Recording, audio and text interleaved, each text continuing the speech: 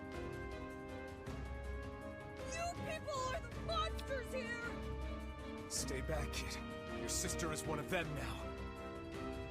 I don't care what she is. She's my sister, and I love her. Kaine gets incapacitated while NieR continues slaying shades. Eventually, it's obvious that individually all of the shades are going to die if they fight alone. And so, in a last-ditch effort, the remaining Gestalts all merge into one singular being known as Wendy.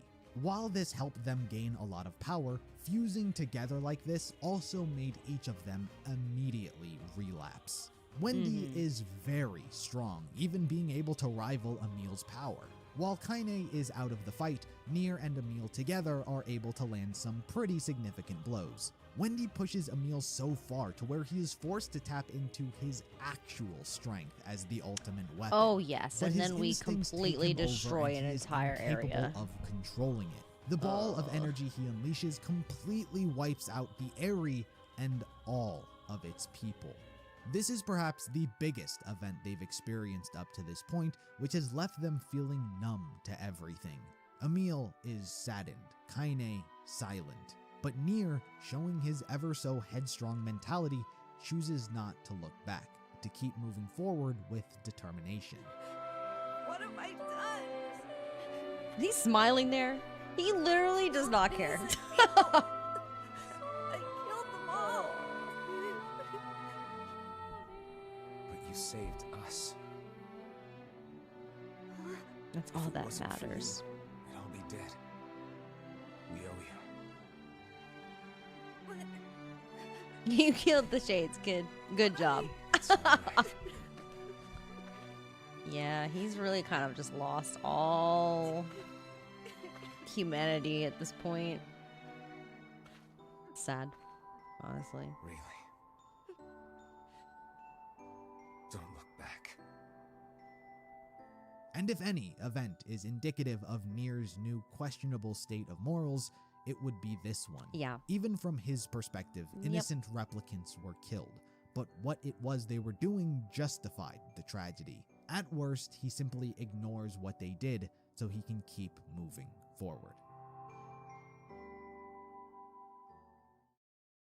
Before we continue on, there is a small little side story that winds up taking place in Seafront. It's not exactly relevant to the main story, but it is a story which happens nonetheless. A shipwreck winds up washing ashore on the nearby beach with It is a seemingly story. no one on board.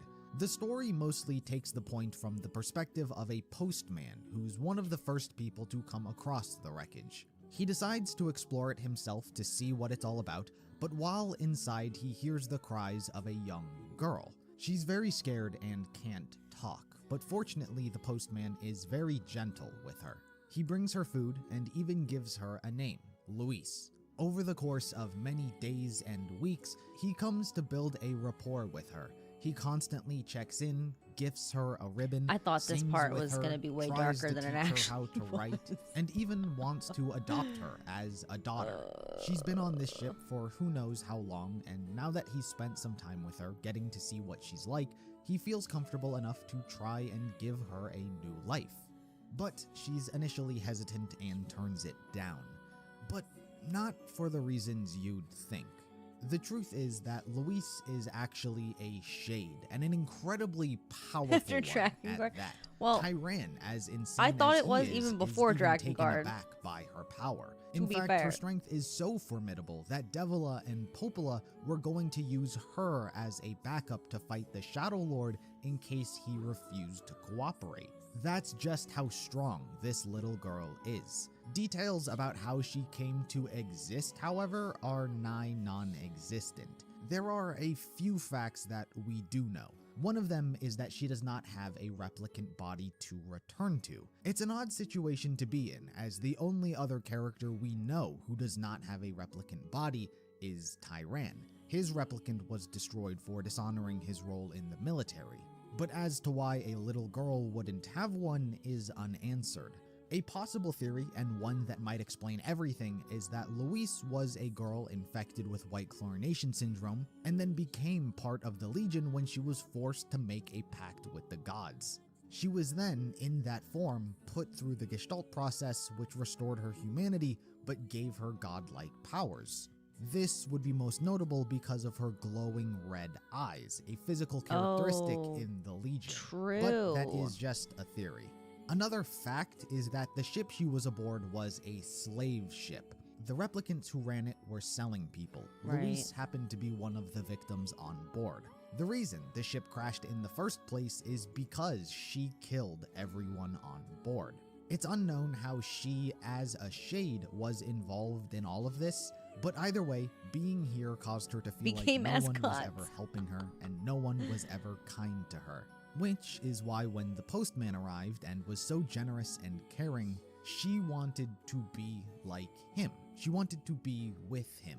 The only thing is she knew she was a Shade. She thought of herself as a monster, which is why she uses her power to disguise herself as a human.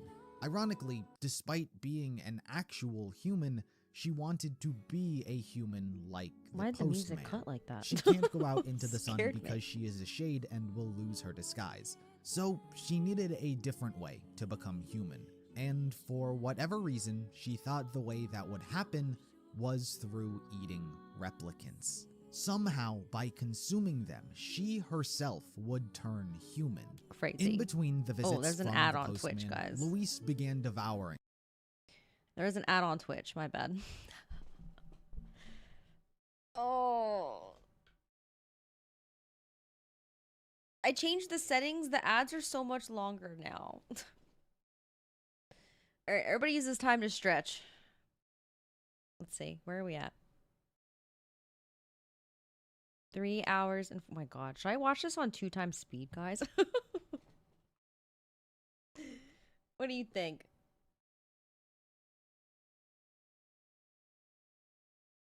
I might do it. My eyes are driving me nuts, by the way.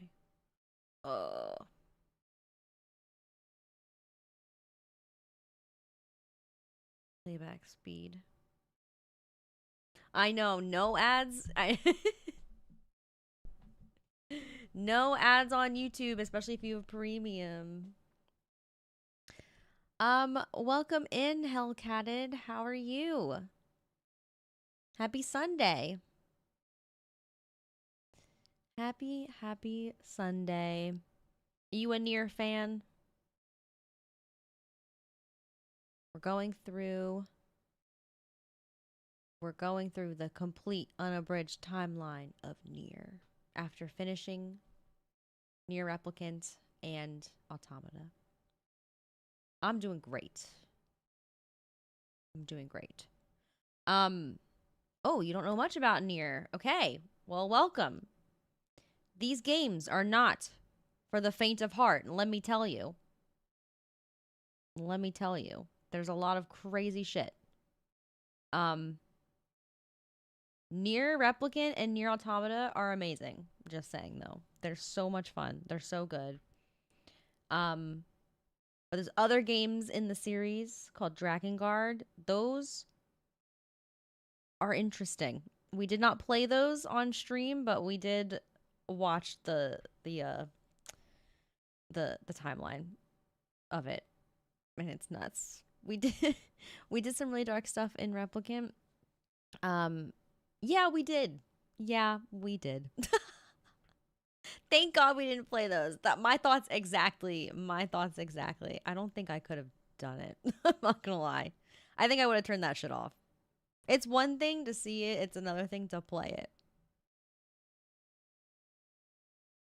Yoko Taro's brain is against Twitch DOS. Actually, yes.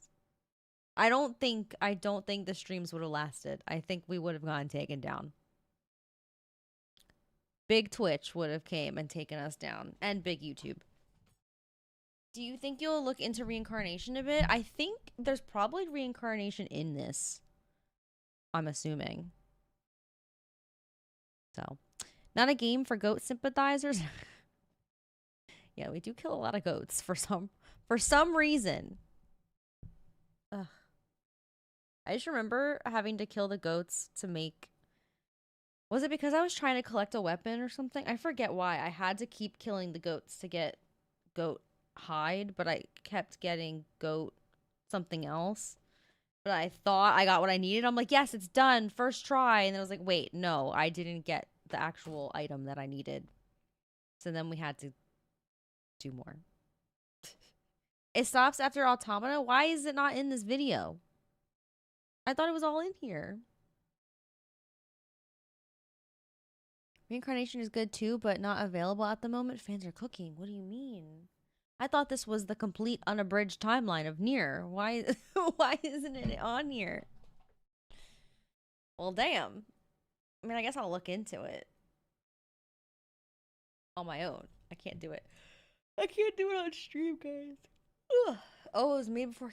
Fuck. So this would have actually been like a 7-hour long video or more. All right, guys, let's get back into this video. The ad is done.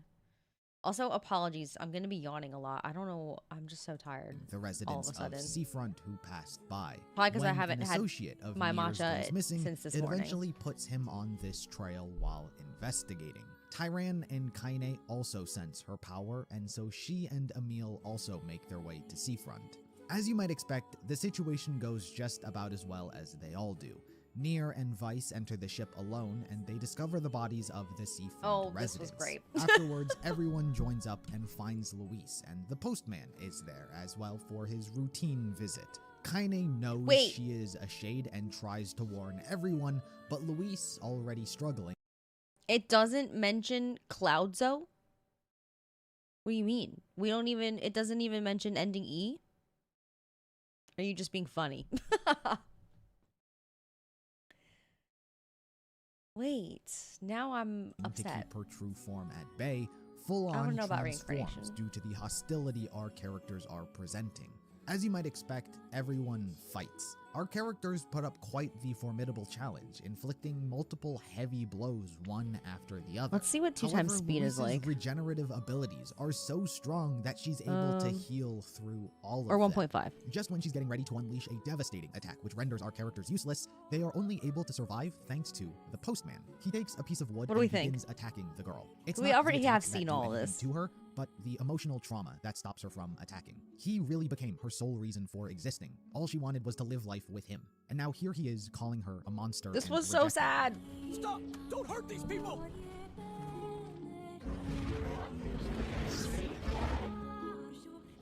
So you've been lying to me this whole time?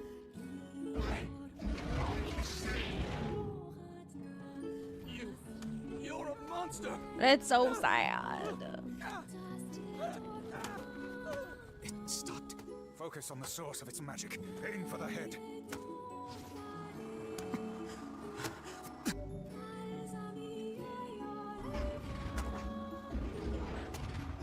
Depressing.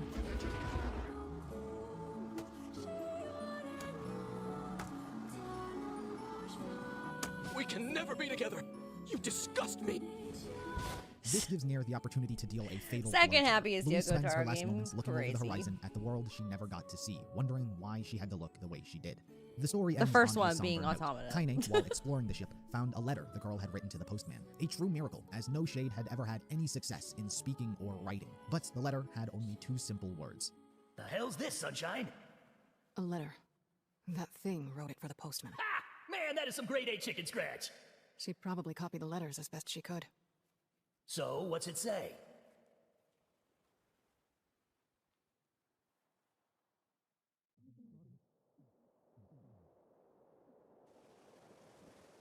We never learned what it said, right? Like I was stuck in some kind of dream. Hey, letter guy. 0 mention of Cloudsi in the Yoko Taro universe. You're that. I know, what the fuck? I mean, how can I help you? Got a letter for you. Wait, you have a letter for me? Yeah, it's from that thing on the ship. Louise? Let me see.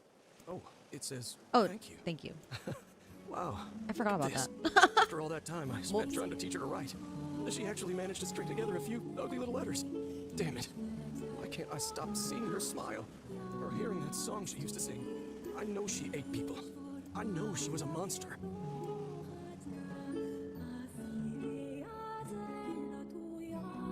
She didn't know any better. The next story returns to the kingdom of Facade. The brain modification of the stream. Wedding. It turns out he's getting married to Fira, and considering their past, it's an offer he cannot decline. So our characters all make their way to the kingdom to prepare for the wedding. The day of the ceremony, everything seems beautiful. The wedding goes off without a hitch. I could do Everyone 2 times is in good speed. Spirits. But during the event, a group of wolves launch an Hellcat, attack on thank the you city. so much Before for the anyone can act, Fira follow. is I ambushed and appreciate that mangled so by their much. leader, Rock. Understandably, all hell breaks loose. Fortunately, NieR and the others are there to help the people fight back. They are Subway successful Surfer. and the wolves are forced to retreat. But as for Fira, she would unfortunately not survive. She speaks to the king for the very first time, breaking the rules she lived by ever since arriving. The rules she was thankful for, just so she could thank him herself.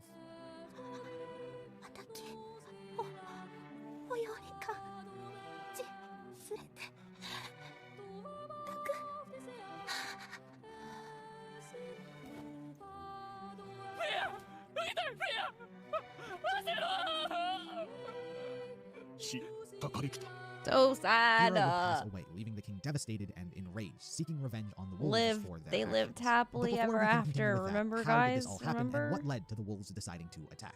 Well, things obviously take perspective from It's Rock's point of view, Eminem considering rapping. it was a shade. Rock was originally a dog. If you that guys underwent hate the it, I life will process. change it In back. its past life, they were raised by an old man. I who just gave wanna up get through his it, 'cause position in the we program know so the this dog stuff, could you have know? eternal life. Due to Rock's fond memories of its owner, they wished to live in peace. For some reason, they were reincarnated as a wolf and lived as one in the forest. But over the years, as the replicants gained sentience, he watched as the forest was slowly turned into deserts. More and more of the land was taken away until the forest was completely gone thanks to Facade and what became their citizens. The people would even begin killing the wolves. Despite this, Rock still wanted peace and harmony. However, in the end, they realized it would be impossible for both species to coexist. The men of the mask continued murdering their pack and showed absolutely no signs of stopping. It reached the point where it was either extinction or retaliation, and after seeing a group of pups murdered, it's obvious which they chose. They attacked the day of the wedding, which led the king to rally I together don't an army normally and hunt them do down. the extra Rock speed, offers all of okay? the other I wolves the opportunity just... to flee and survive. However, they all choose to stand their ground. Despite their overwhelming numbers, We the don't got king and his men time, are able okay? to fend off the hordes of wolves. Rock chooses to target NieR, recognizing he's the strongest and biggest threat. However, it doesn't work. It's Rock fine, is okay. defeated and the king deals the final blow. The resolution Exactly. is left somber. Rock not knowing what they did to ever deserve such a fate, and the king without his bride. At Fira's grave, the group can We're do all nothing more here. than offer their condolences before moving on. having We've all retrieved the played. We've final all watched key me play fragment. this game for the most part. As you might expect, the mood is quite heavy. It's Devila and fine. Hibla know full well that to fulfill their purpose, they're going to have to face NieR. As for him, it's the final showdown to save his sister. Our characters use the key fragments to gain access to a surprisingly serene atrium. They are posed with multiple riddles regarding the truth about everything: the disease, the separation of body You and soul, don't and so on. say. Our characters answer them correctly, gaining access further into the castle. But in the next The mood is quite heavy, and it's so fast with the 2 times speed. Oh my god, I forgot about just how the first time experiencing all of this was so crazy. It was so mind-blowing.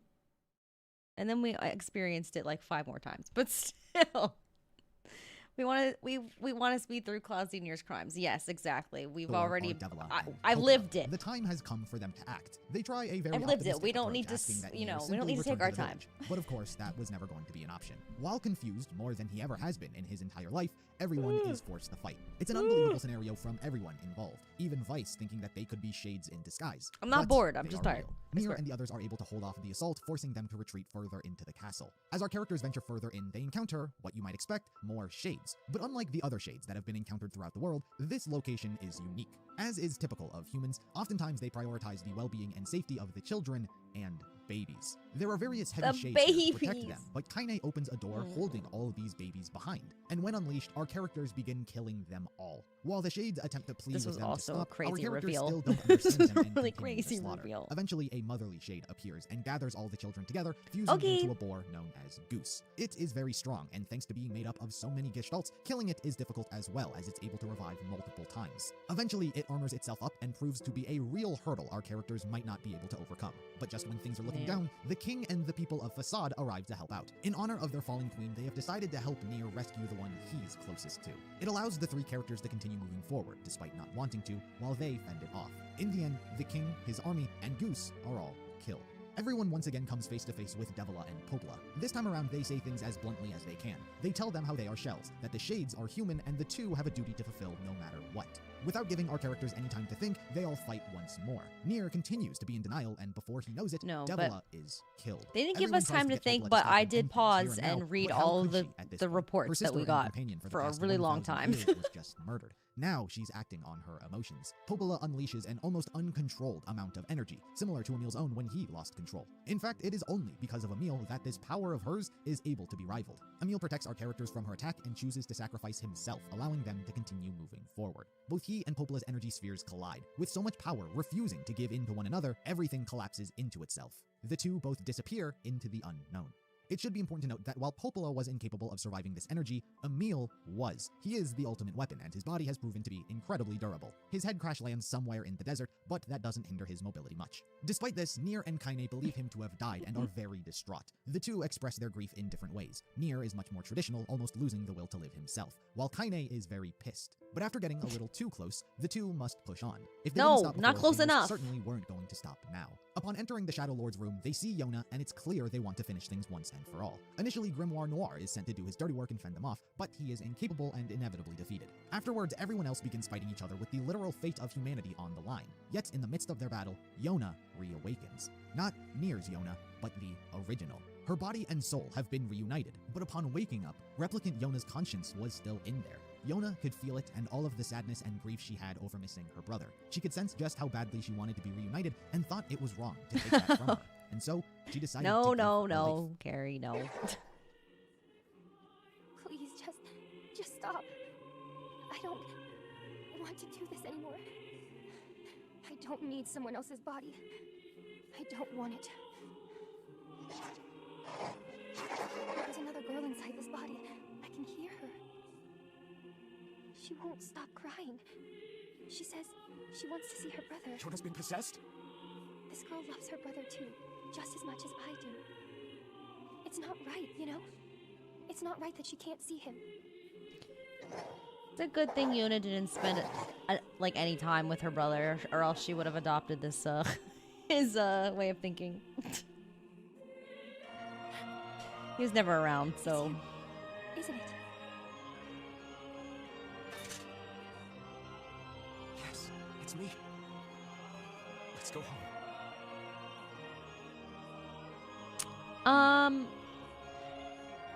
Since the area, no, we're just going through the timeline. We've seen all this. We've known all this, I think. I don't think there was anything new.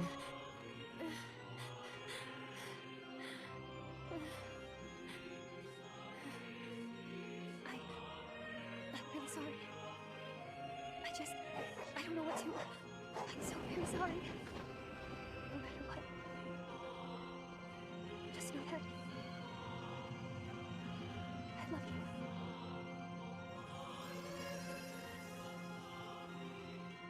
The Shadow Lord lets out a grief-filled scream before turning his attention back onto NieR. During this battle, Weiss ends up falling onto the floor, revealing that all of his power has been used up by NieR in the last 5 years. And so he, in his final act, musters up whatever remaining strength he had left and completely destroys Grimoire Noir, losing his physical form in the process. Ultimately, the Shadow Lord concedes to his fate. I mean, how could he not? The only reason he was doing all of this, the reason he was in the position in the first place, was to help his sister. He waited over 1,400 years, and in the matter of minutes after waking up, she was gone. What else was there to keep fighting for? Nothing, in his mind. He allows NieR to do as he will. For a brief second, he stops to consider his actions and the potential ramifications of what may come with them, but ultimately shakes it off and kills him. And so, with the Shadow Lord defeated, Yona is reawakened and the siblings are reunited. Kaine figures the moment is much too touching to what she's used to and tries to bounce. I haven't really touched too much upon the relationships that had formed throughout this game's journey. I think it's evident that a strong companionship had formed throughout the group. Pairs like Kaine and Emil were able to bond due to their similarities and life experiences. There really is a sense of almost tragedy in the Greek sense in NieR. I have definitely seen that Greek comparison before. Well, there's definitely a lot of tragedy, so that's for sure. I'm trying to think of Greek mythology right now. I've mostly only know like Norse from God of War, the newer ones, but Sorry guys. What is this? Oh, sorry. My friend got a cat, so sending videos. Oh.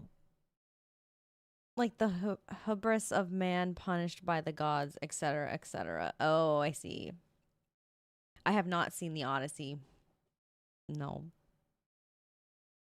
Tragedy's bound to happen from the start. I see. Well, the fact that like this series is just one big freaking loop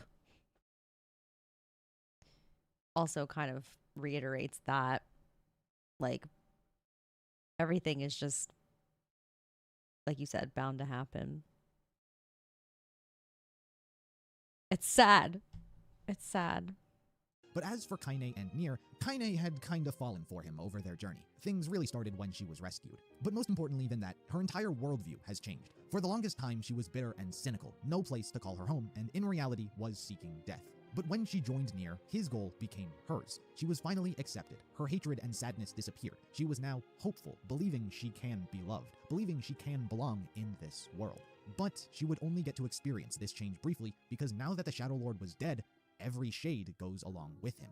They're all inevitably going to relapse, but Kaine's is a bit sooner. She's been suffering from the Black Scroll this entire time and has been on the verge of relapsing for quite a while, and now that all of the gestalts are going haywire, she can't hold it back any longer. She asks NieR to kill her because no one else will be able to, and then she goes berserk. NieR is forced to fight her, but unlike every other encounter and decision he's been forced to make up until this point, this time around, he does not have to kill his friend, and that's thanks to Tyran. I haven't really been talking about him because he hasn't played too much of a role other than slight comments here and there throughout the events of the game. While he's almost exclusively been mocking Kaine and saying how he can't wait until she relapses because he wants to take her over, turns out Kaine wasn't the only one who changed. He did as well.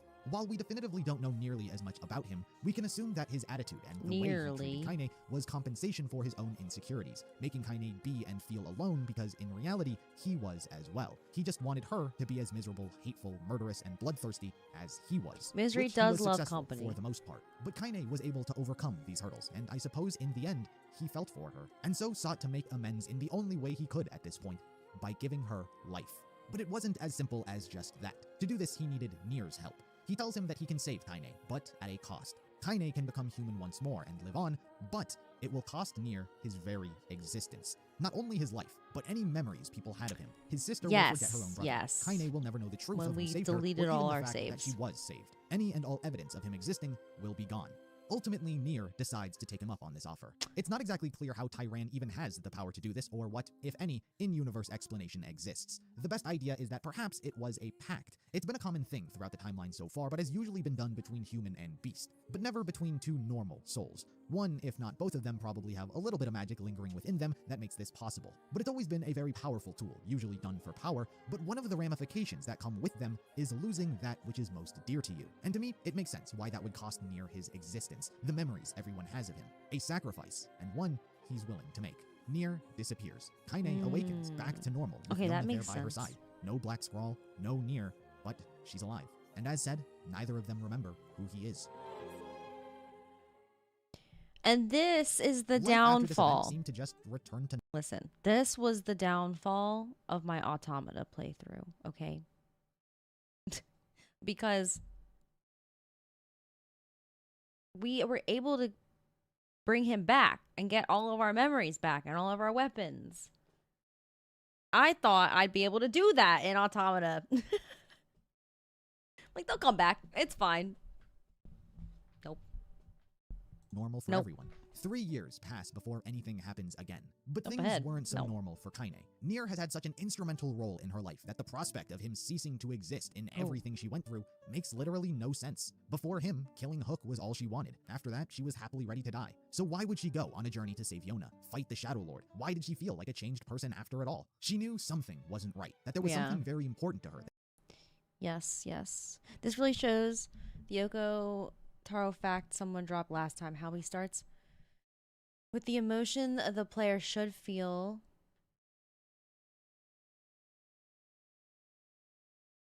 How he starts with the emotion the player should feel and builds the story from there. Oh.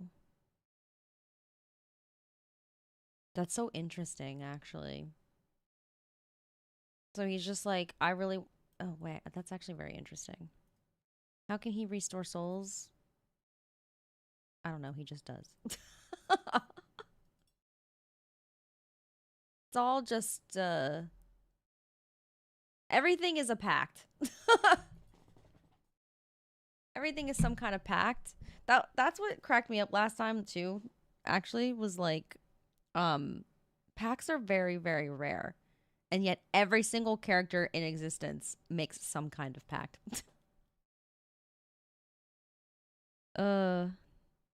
Let's forget about all them goats. What goat? Exactly. What is a goat? She couldn't remember, but that's all it was. We'll never know a again. Feeling. Anyway, to make herself feel better, she decides to go kill some stuff. After saving a nearby guard, he tells her that they've lost contact Just with the people of the Forest of Death, Cloudsi and would. someone needs to go check on them. Kaine sees this man is useless and so does it herself. When she arrives, the people have been slaughtered, but it wasn't by shades, it was by robots. Kaine sees an opening in the tree itself and decides to investigate further. She gets to see the inner workings and how it's all just one big central computer network. She is greeted by the administrators. They take the form of a young boy and girl who are very reminiscent both physically and vocally to future characters we've yet to meet. However, it's mostly just a reference and you shouldn't think too much about it. Anyway, Kaine is a shoot first, ask questions later type of person. Their intentions were already made clear with the slaughter of the people inside the forest. It turns out the administrators have dubbed the world a failure. Usually decisions like these are made on a district by district basis. However, with the Shadow Lord dead, it has been determined that the world should be reset. No more humans and no more machines. But they are incapable of following through thanks to Kaine. Various methods are used to stop her, such as regular robots, but also recreations of herself. This is the tree that creates and stores replicant data in the first place, after all. So they have created multiple iterations of Kaine during her journey when she was the strongest. The overwhelming numbers proved to be too much for her to handle alone. But just when things were looking grim, Emil returns, revealing himself to still be alive. Over the past 3 years, he spent his time restoring his body and messing around with magic, which has resulted in him gaining extra arms. Of course, with the ultimate weapon by her side, the two are able to defeat the Kaine clones. Like her, Emil too senses some important memory of someone missing and so joins her cause. As the two make their way further into the tree system, they are forced to face memories from their past. The majority include bosses they've faced during the events of the game, including Hook, who is her greatest source of pain from the past. But with all of the painful memories hindering her, there are also the good ones to assist her, like Vice. The reason Kaine is able to do so much against people like the administrators are perhaps because they allude to her being a singularity like Zero was. It's been quite a while since I've mentioned them, but a singularity is an entity that can create a branch in a timeline. Zero created dozens of them, and they form an alternate future. And Kaine is perhaps just like her. Her power is able to disintegrate the administrators, and through what I can only describe as pure willpower alone, is able to remember NieR and force his being into existence once more. But being in the tree, the system recreates him. A giant lunar tear forms, and from it is NieR back in his young body, likely just saved data from that time. Everyone has regained their memories of him, and things end on a happy note, at least for our characters. Humanity is doomed. The replicants will be able to live their life until they die, but they can't have children. They can't reproduce. So they're destined to go extinct in 1 generation. NieR Replicant story shows that good people are capable of bad things. NieR, Kaine, Emil, and Vice were doing what they were doing out of love and care. They may not have had the entire perspective, but believing they were in the right and fighting for a cause they believed in is what caused humanity I think NieR had more perspective than we want to admit. As we venture into NieR Automata, it's important that we effectively start with a clean slate. So to set the stage, a couple hundred years after the events of NieR Replicant, humans and replicants completely go extinct. The only beings that are alive now are any previously automated robots, Emil, who is still the ultimate weapon and forever ageless, and most importantly, androids. While going through the setup and throughout all of NieR Replicant's story, the only androids I pretty much talked about were Devila and Popola, specifically the 2 that were overseeing NieR's village. But in actuality, there were hundreds, if not thousands, of different androids that were produced along with them. Emil's butler is a prime example of just another android. Is this going to spoil? Do we think this is going to spoil the anime?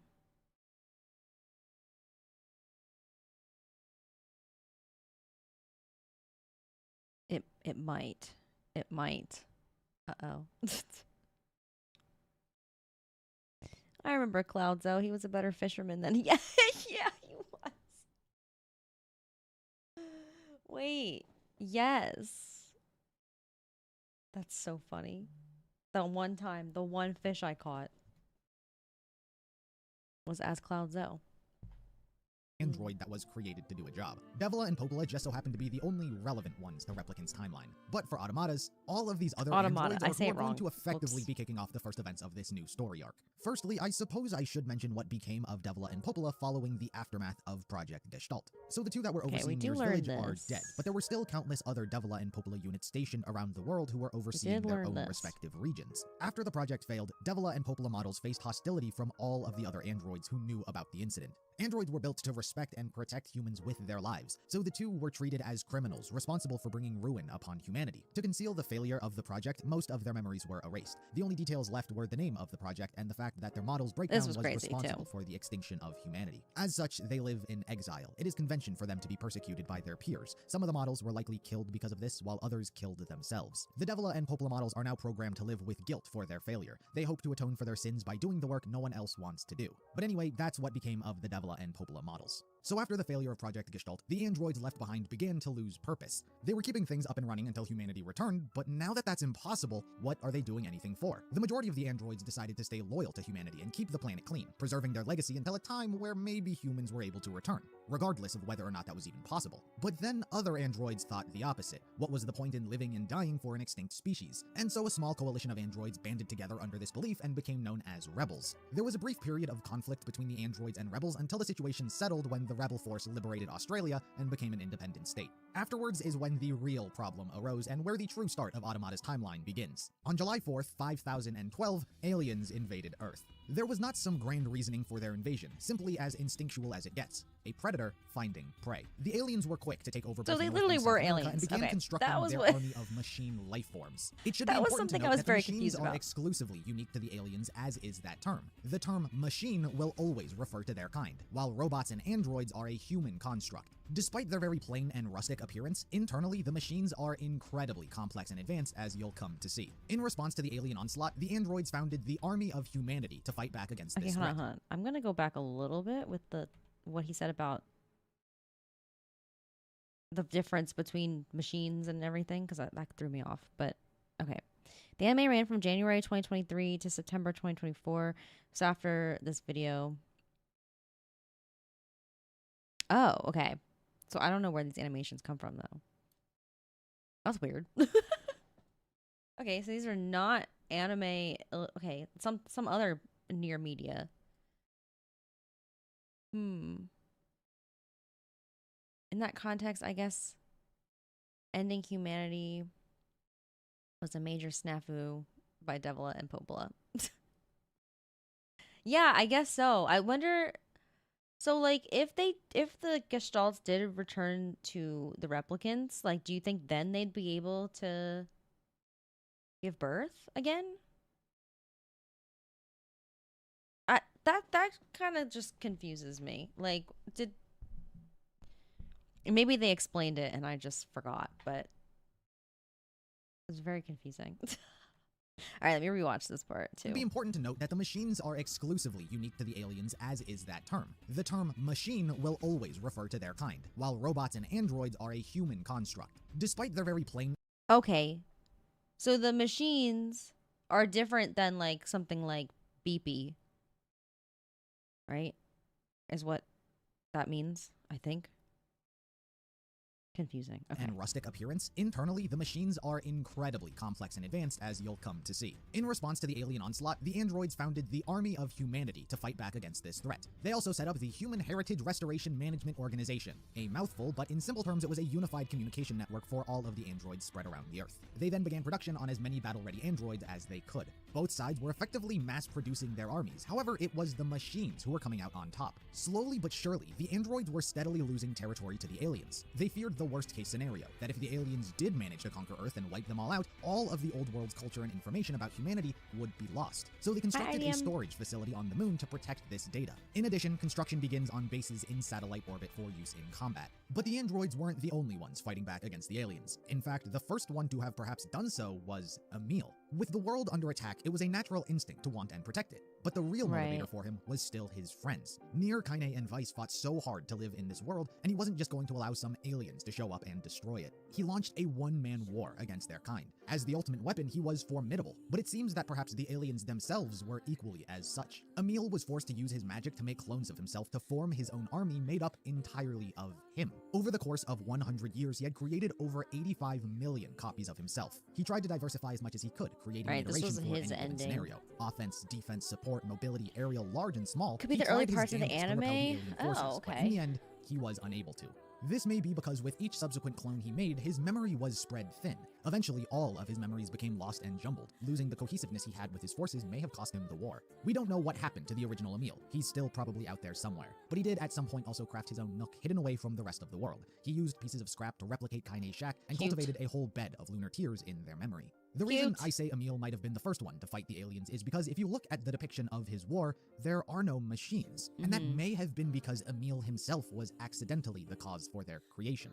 While never explicitly stated, there's reason to believe that the aliens had managed to capture some of Emil's clones and used them in the creation for the machines. Their ability to wield magic-like projectiles is eerily similar to Emil's own, and physically speaking, they all have a head almost exactly like his. The one consistent feature amongst Emil and his clones was always his head. And if you look at the machines, they similarly have the same design, with the head being the most common trait, and it's exactly the size of Emil's. But like I said, that's merely conjecture. Emil lost the war. No doubt he helped thin the alien numbers while the machines and androids. I think Yoko Taro was like, everybody likes this round, cute head.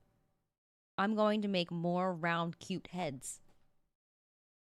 I kind of think that's really the real reason. I could be wrong, okay? It could be deeper than that. We'll never know. But that's my theory. Battled on endlessly. But in the year 5645, a familiar face would change the course of history.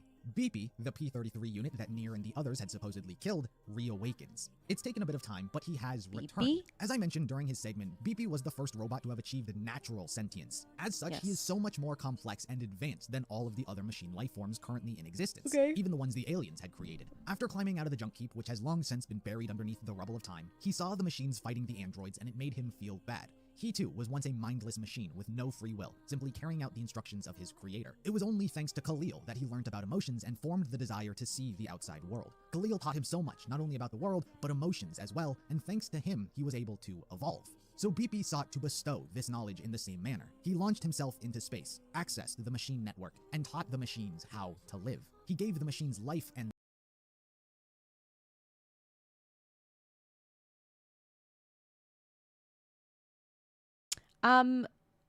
hi Ninja, you love my work. What do you mean?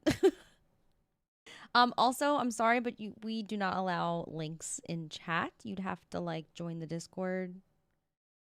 But I don't know what this reaction is. Is it a NieR reaction? Because if not, don't post it.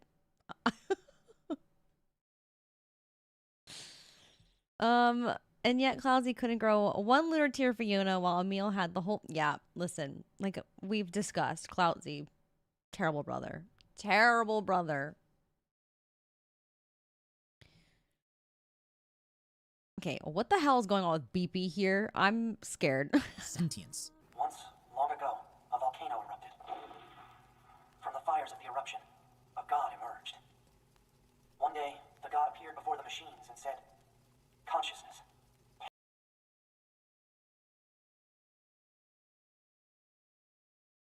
I don't know what that is. I'm scared. I don't know what that is. I'm scared. I don't want to know.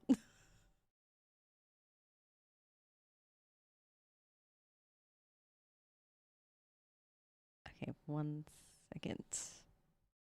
What even is that? Do you guys know what that is? Is this like a bot? What's happening? Okay. Oh. Okay, it's a bot. Goodbye.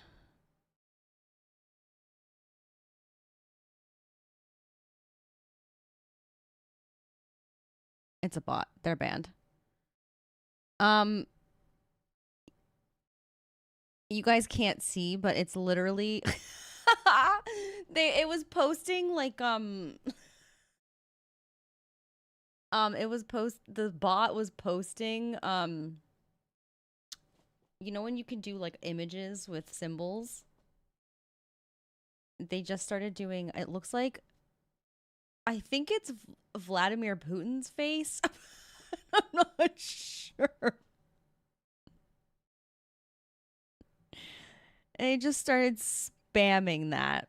That's fucking hilarious. Deny.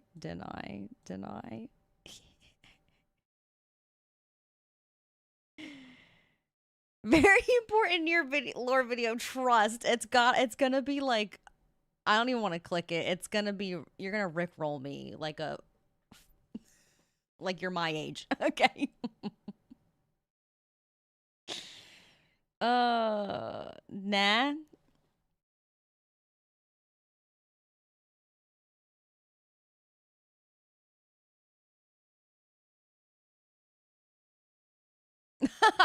No, you're just. Hold on.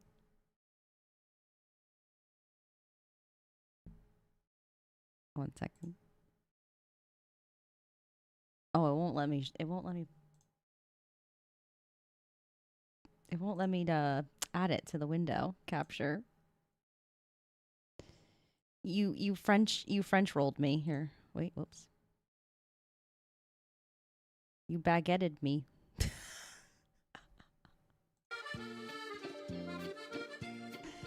This is crazy.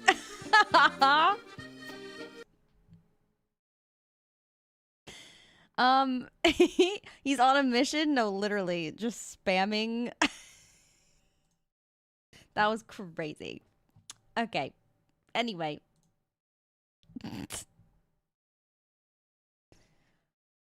Anyway, guys.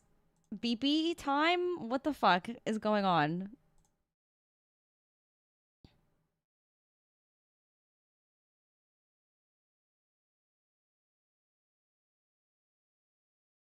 Baguette. French, what did Yoko Taro mean by this? Oh my god. Okay, wait. Let's back up. Let's back up. Once, long ago, a volcano erupted. From the fires of the eruption, a god emerged. Was the chunky? One day, the god appeared before the machines and said, consciousness, pain, joy, misery, fury, shame, desolation, the future, the meaning of life. Following this event, BP ventured into the depths of space to honor his and Khalil's dream of exploration. As he is the one who gave them life, the machine lifeforms worship BP as a god. The machines were able to access emotions never before felt, not just moving forward, but from the past as well. The machines were able to reflect on what they were being forced to do in this war and how it made they them were feel trying at to the become time, as and BP. most of it wasn't good. If they were scared from seeing their comrades murdered in front of them, the aliens took away their sight. If the sound of war petrified them, they took away their hearing. And if they complained too much, the aliens took away their voice. It was obvious that despite being the bulk of their army, the aliens didn't become as them, BP. did not forgive that. They turned on their creators. What is the this? aliens were driven to extinction by the very tool they had crafted. While this would officially take place over the course of the next few thousand years, it's simplest to wipe the aliens Ye out shall from the be story as completely Beep. right now, as they play no further role. But before we really begin diving into the machines and their evolution, there's another smaller story I quickly wanted to go over first, and it's about the Kingdom of Night. Whoa. I didn't mention this during NieR Replicant's story, as it wasn't the most relevant. I'm sorry. Literally the craziest reveal we've seen so far. What do you mean? BB is the god. Become as Beep. Become as Beep. Unbelievable. So where did that lore come from? How do we know this? Do we just base it off of that story that we get? Machine sentience came from BP. Oh, a novel. Oh my god, I'm obsessed. Vibes. Yeah. Honestly, wouldn't be surprised. I feel like most of this shit just comes from vibes. Gideon's nightmare. Yes. Oh my god. I will never look at that song, that Become as God song, the same ever again. Unreal. Amazing. Amazing. Yoko Taro, you're a genius. Never doubted you. Not once. There's nothing wrong with you at all. relevant detail, but after the 612 incident, the Earth became tidally locked, effectively halting all day-night cycles. Roughly half of the world is perpetually locked in daylight, while the other half is always in night. Both NieR Replicant and Automata take place in the part of the world that is in day. It's why the sun never goes down in either game. We've never seen things from inside the perspective of the Night Kingdom, but there are a few things that we do know. Firstly, it's notably composed of North and South America, the same location the aliens took over when they first landed. It's safe to say that they seized control, but there were still cities and locations where the androids were gathered and fighting back. The only reason I mention this is because this is where the timeline theoretically wraps back in on itself. In this war against the machines, in the Kingdom of Night, is when the dragons were created. It's when Accord was invented for the first time. It is perhaps where the Black Flower originated, as well as Cathedral City. If you've been able to follow along, it's what kicked everything off in the first place. Some time-space phenomena pulled the city, the flower, and dragons into the Drakengard universe, creating this perpetual cycle. From the Night Kingdom? But you already know how that series of events plays out. What about things from the Night Kingdom perspective? Well, I don't mean to retroactively change the series of events that I described in the beginning regarding the flower, but I may wind up doing that. I mentioned how the flower was created by God as an instrument to destroy humanity, similar to the Watchers and otherworldly beings. But I don't know if that's necessarily true. To put it frankly, the aliens and machines are beyond a shadow of a doubt the single greatest foe encountered throughout any of this timeline. Even the instruments God had created were able to be slain by a single individual at times. When humanity began to get corrupt and become puppets of the gods, the ultimate weapon was constructed. Only one of them, and seemed more than capable of ending the war, yet wasn't even ultimately needed. Yet Emil created 85 million versions of himself as the ultimate weapon, and still wasn't able to stop things. The machine numbers and their ability to learn made them unstoppable. The machines are ever evolving, always seeking to attain a higher evolution. Humans just so happen to be the most evolved form on Earth, and so they sought to imitate them. And through that was also via their history. One of the most unique revelations is that the machines, in their knowledge of human history, also have access to Drakengard's history. Somehow, when that— Okay, hold on. Yeah, maybe I will slow it down, honestly. 1 second, hold on.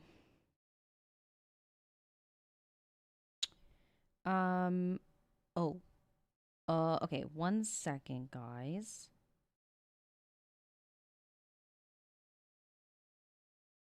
I have to Persona 4. I'm gonna pause this. I'm gonna pause for a second.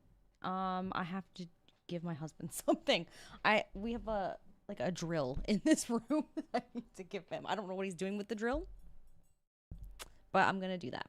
All right, 1 sec. 1 sec.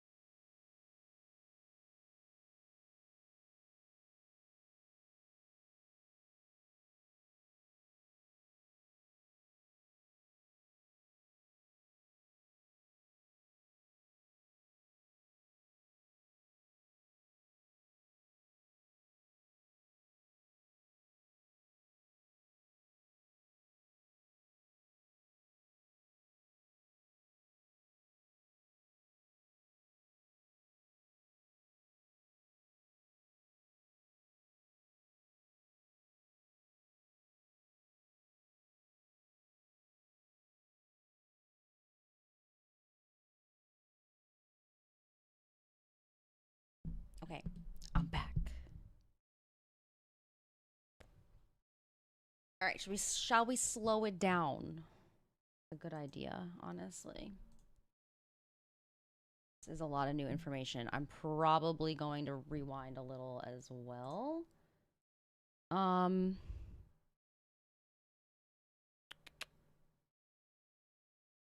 Little known fact, Obi-Wan's quote from A New Hope: "If you strike me down, I shall become more powerful than you can possibly imagine," was actually referencing something Beepy said to Gideon.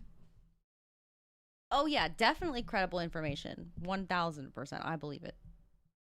I believe it. Obi-Wan beep no beep. Are you planning to watch the DLC thing? It's like 20 minutes. I'm not sure. Probably not on stream. I don't think. But we'll see. We'll see how, like, you know, we've been watching this pretty quickly now, so maybe if we have got time. Okay. Let's rewind a little. Maybe here. Of himself as the ultimate. Their ability to learn made them unstoppable. The machines are ever evolving, always seeking to attain a higher evolution.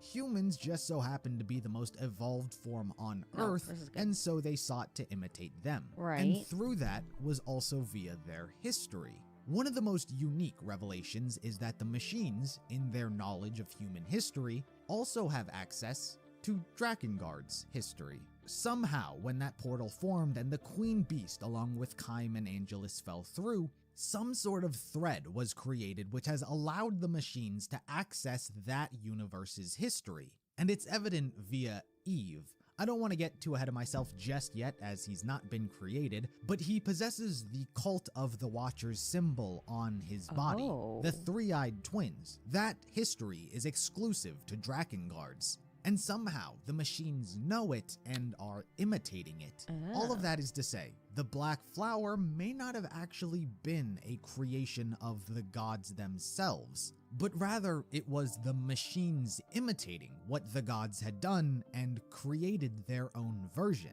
Similar to how I said they may have taken a meal and done the same. It would make sense why the Black Flower seemingly comes out of nowhere at this time, and also reinforces the back and forth nature of the war with the androids. Dragons are an enemy of the flower. If the machines created it, the androids created the dragons in response, along with Accord. The machines were so advanced that the flower wasn't only capable of destroying a world, but every single timeline. So Accord was invented to prevent that. We don't know what android was so knowledgeable that they were able to accomplish these creations capable of transcending time, but all we know is that they were created.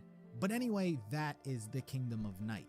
It seems that the dragons were not capable of winning, but their forces only reside in the Night Kingdom, and we know they continually fight with dragons even into modern day. It's an enigmatic location, to say the least, but certainly not one that was idly sitting by. Okay, so anyway, with that so the dragons are like, is that implying that the dragons like still existed during NieR? Just in a different part of the planet? Sci-fi world where they created dragons. I'm confused. I mean, I guess I understand the whole looping. I think what's confusing is just that because it's a loop, it's like, when does the loop end? Where does the loop begin? I don't know.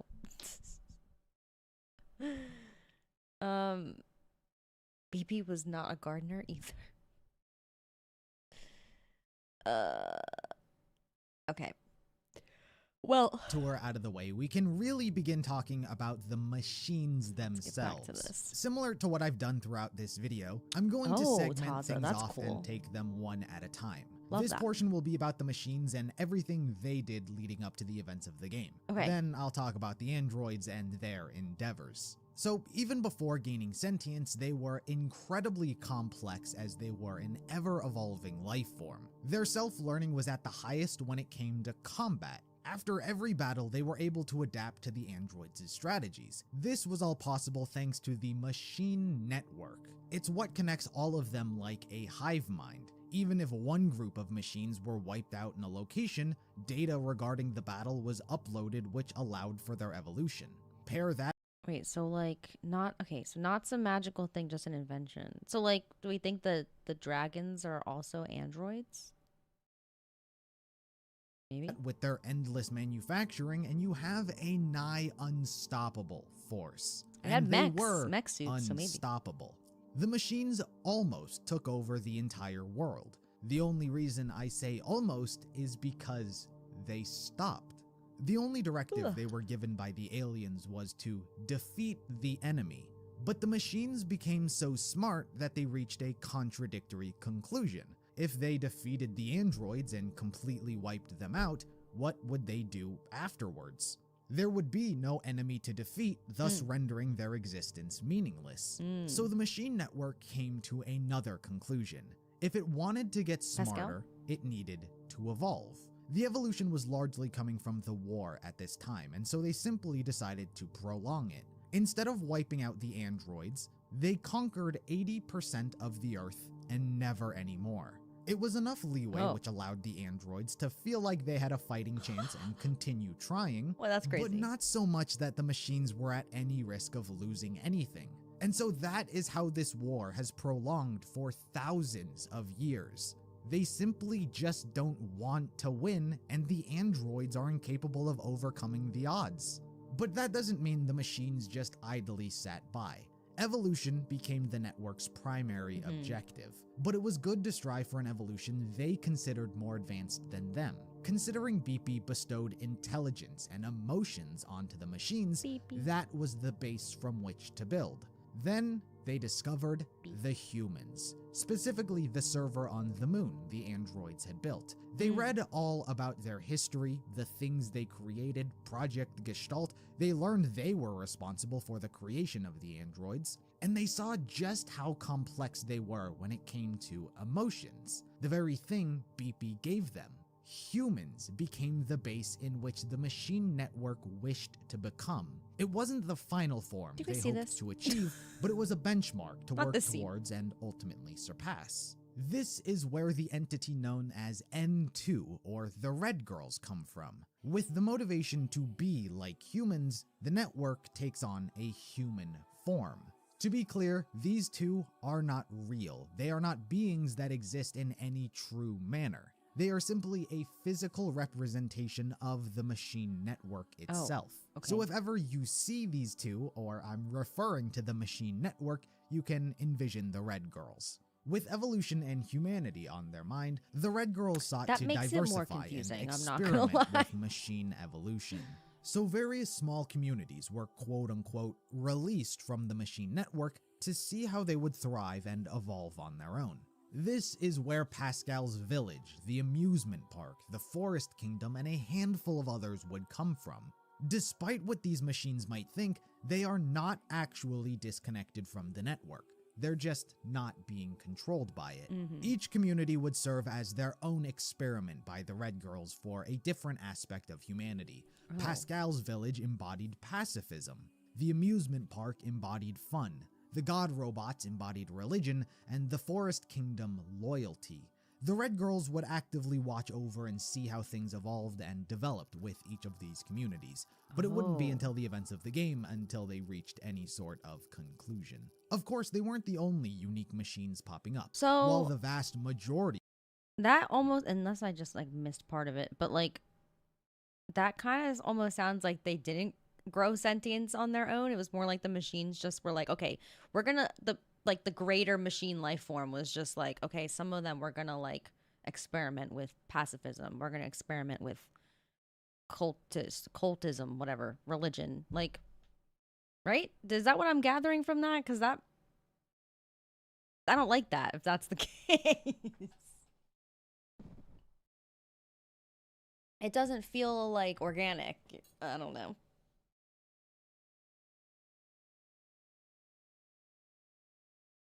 But I guess it's just confusing because, or what's confusing me is the fact that they are all connected as one life form. Kind of like from Mass Effect. The amusement park embodied horror. No, it was fun. Not horror. Well, towards the end, horror.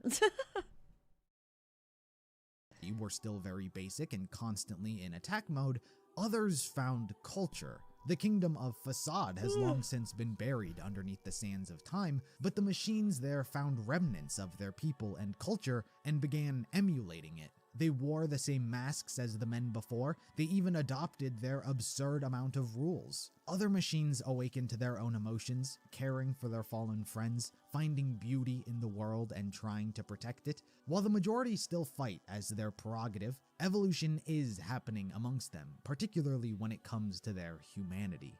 On a final note, while the machines waged war with guns, magic, missiles, their own body, genuinely anything at their disposal, One of their This was their greatest first evolutionary steps, I see. weapons became the logic virus. As it sounds, it is a virus which infects androids, corrupts their systems, and turns them into violent and berserked individuals. It's easy to spot which androids become infected due to their eyes becoming red. Now, if this sounds familiar to the timeline, that's because it is. The logic virus functions eerily similar, almost exactly the same, to that of the red-eye disease from Drakengard. While the connection hasn't ever been directly confirmed, Yoko Taro has stated that there is more of a connection to the two than there isn't, leaving us to speculate how they connect. Okay. Personally, I believe the most logical answer is similar to how I speculated the Black Flower was created. The machines, looking at humanity's past, seeking to be like them, copied it and created their own version. The red-eye disease is a prominent part of human history, so they made their own and called it the logic virus. Either way, it's just another thing the androids have to worry about. Speaking of androids, I think it's time we got to their history. Okay. When we last left off, the army of humanity, fearing the loss of Earth to the machines, stored the old world's data in a server on the moon, while simultaneously began constructing orbital bases. Over the course of about 6,000 years, 12 orbital bases were built. These were the main locations where combat androids were constructed and subsequently deployed into battle. A common term you'll begin hearing is command. In the hierarchy of military organization, command is at the top and consists of androids leading the army of humanity, so they call the shots. During this time, history is chronicled via all the different wars that took place. My God. The first machine war is what kicked everything off. When the aliens invaded Earth, the army of humanity was formed and Emil cloned himself. Any number of events can encompass what took place during said war. And to be honest, we don't actually have too many details on many of the individual wars themselves. Excluding the first, there's only 2 others currently worthy of note, the 8th and the 14th. We can assume the majority of these wars were via descent operations. These missions are where the androids from the orbital bases were sent down to Earth to fight back in groups, though it was often to no avail. The 8th Machine War is notable because it was the largest descent operation carried out to date, where 160 androids were deployed at once. However, it didn't go well. But there are a few androids from it who survived that we'll meet later down the line. These are where the Resistance members come from. Any surviving androids from these descent operations are practically abandoned and left to fend for themselves on the surface by scavenging resources. They band together in different camps and form the Resistance. In reality, for the longest time, it was a perpetual cycle continuously repeating. Androids were created and sent to Earth. Sometimes they made more progress than others. They did get better and evolve over time, but the machines evolved with them and adapted as well, emerging victorious every single time. It was demoralizing, to say the least. Androids' hope was slowly but surely getting snuffed out. That was, until one man came up with a plan that would change everything. Around the year 11,937, a male android named 12 doesn't sound like a lot. I knew they were slacking. It's crazy. It's kind of like something is suddenly given sentience but doesn't understand anything. And so they learn from human historical records. Some misunderstandings were made. Yeah, that makes a lot of sense. It's a scary thought. If you compared the particulates, a digitized version of a common cold could be created. A screen glitch could be a sneeze. Wait. What?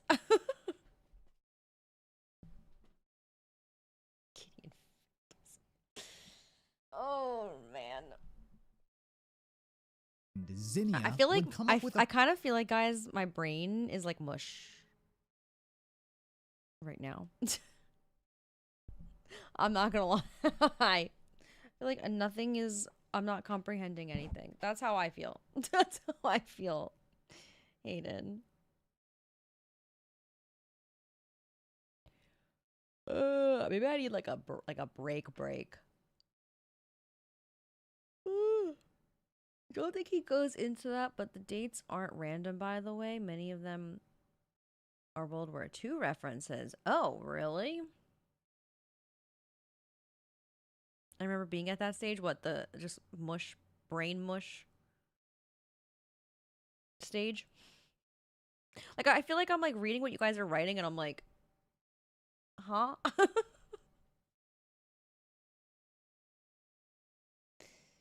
Okay, at least it's not just me. I think I need like a actual break. And then maybe eat something and then come back and we continue. Let's see. We still have 2 hours of video left. It's not too bad. It's not too bad. This is what happens when I speed through most of it, which is good. Okay. We do have another ad break starting on Twitch, so maybe now is a good time for that break. I'll try and freshen up my brain a little bit here. This is the part of the game where I'd go fishing to prevent brain mush. Smart. That's so smart. I should have had like adopted that mindset. Honestly. Automata is denser than the other games. Yeah. Actually, agreed. It is. There's quite a lot to it. Oh my god, I'm so sorry, Hayden. Just go walk around your home, you know? At midnight. That's normal. That's fine, right?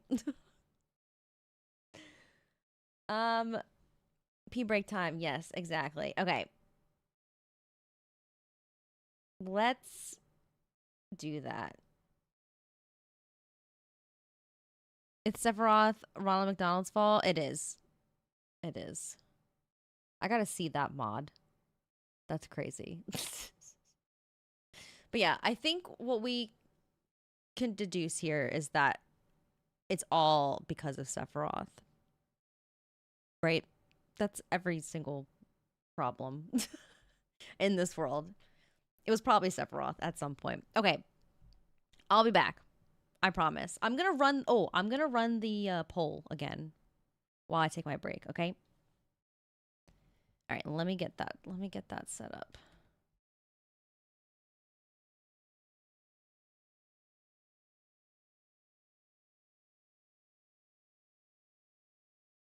In case you guys haven't voted or want to change your vote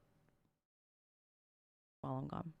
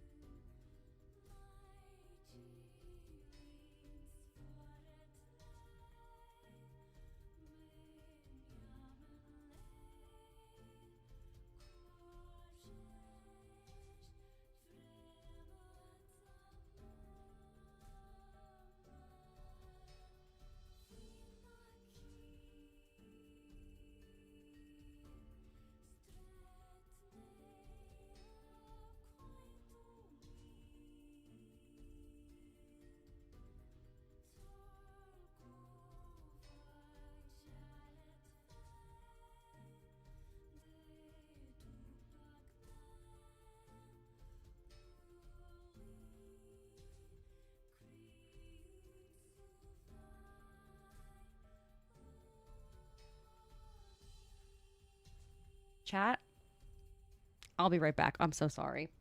I need like another minute. Sorry.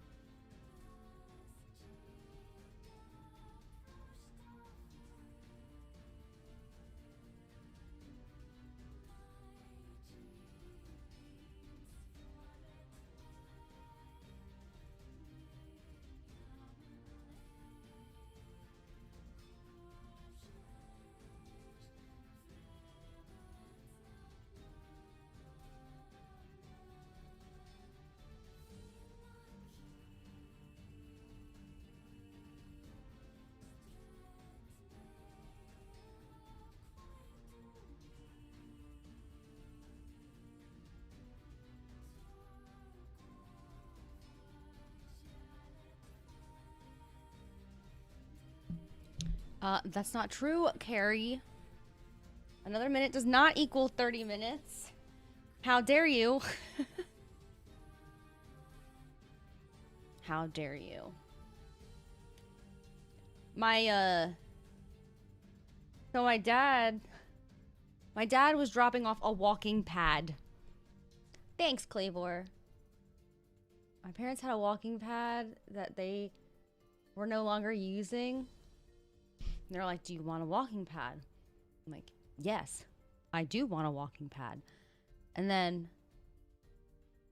the only time my dad could bring it was now. And then he brought it. And I didn't realize it that he was dropping it off right when I was getting on my break. So I'm like, oh, wait, perfect. So I was talking to him for a bit. And now I have a walking pad, guys. To actually get some walks in. I'm gonna be fit. I'm gonna be heart healthy. Thanks, Hayden.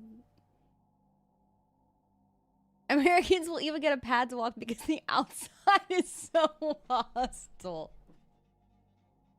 Yes, it's horrible here in America, okay? We can't go outside. Okay. Diva, excuse me. Hey! No. Like, imagine I'm working during the day and I just whip out the walking pad and get in my steps. Oh, thanks. Okay. Amazing. Working, what is that? Ugh. Only the bane of my existence. If I could just never work again, I'd be living the dream. I didn't want to say. What? Who goes outside? Who wants to feel the sun on their skin? You chose especially... Whoa, whoa, whoa. Whoa. Stop right there. I didn't choose shit. I didn't choose this. I was just born into this world, okay? Imagine you could choose in the womb which country you lived in. I mean, obviously I could move now, but like my whole life is here now. Who needs the sun exactly? Walked outside for 2 minutes today to water my plants and got bit in the thigh by a mosquito. See? Literally not worth it. Not worth it.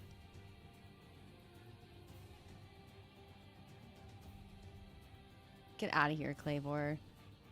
Not that song. Your one USA song. All right.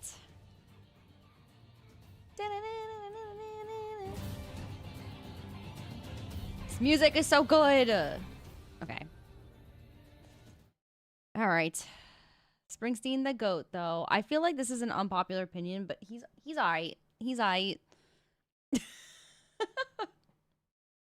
He's fine. I like some of his songs. I feel like so many people are like obsessed with him though. Like he's got like super fans.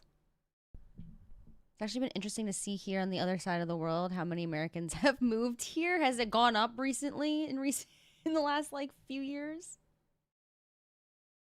You love that track? The one the Possessed by Disease track. All right, guys, we're gonna. I shifted my camera. Whoops. Springsteen, the way less in Europe. He's very deeply American rooted. Definitely. Yeah. I can see that. Okay. I'm gonna close the polls. I'm thinking at this point, guys, it's looking like Pragmata is the winner. Obviously, there's still time, but I don't think we're gonna get many more votes. So, stop the count. Wait, you missed my Pokemon Go to the polls quote earlier. It was like, all right, everyone, Pokemon Go to the polls right now. Send for my iPhone. Okay, guys. Well, I'm excited. I'm excited for Pragmata, honestly. I think that's going to be really fun. But it is $60. Like, fuck. Can you go on sale? Every other game in existence has been on sale. Please go on sale. Although I'm sure it's worth it. Lunar Tier needs sun that Aerith sells. Merit. NieR Pragmata. All right. Oh, hold on. This is crazy.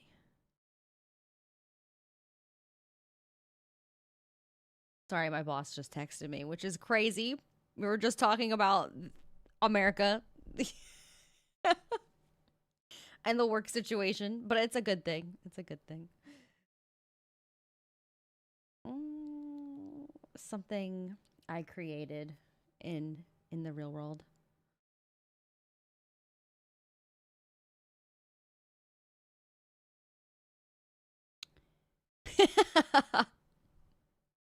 From one robot game to the next, a lot happier one though. Oh, good. Oh, thank God. I'm gonna need something happier after this. I've seen some clips. It looks fun. Wait, what? Oh, Pragmata. I'm excited. All right, guys. We'll get back into the video in a second. Sorry.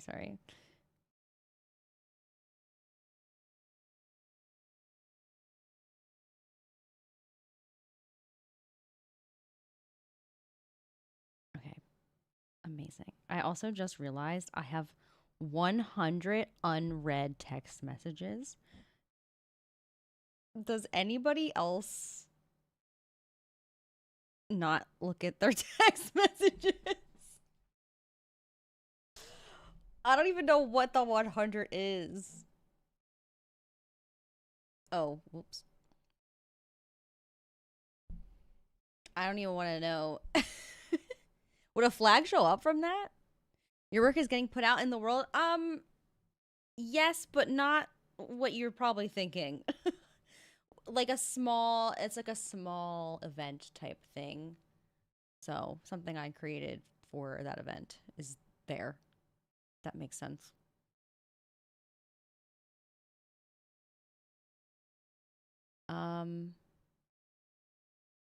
I don't, because I don't have friends. Aw. Hayden. Oh my god. Chat will be your friend.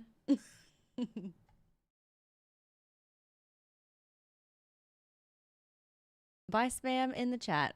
Okay, let's go. Love it. Buy spam in the chat, everyone. Wait, is that... What emote is that? Is that like a Twitch emote? It's cute. It's cute. I like it.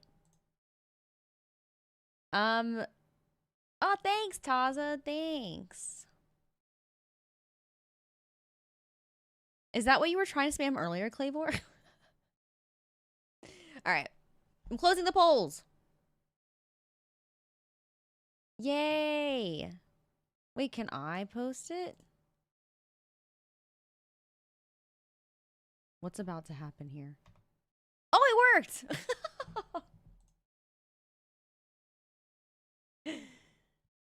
Oh, it was the US flag. Oh, okay. That's fine.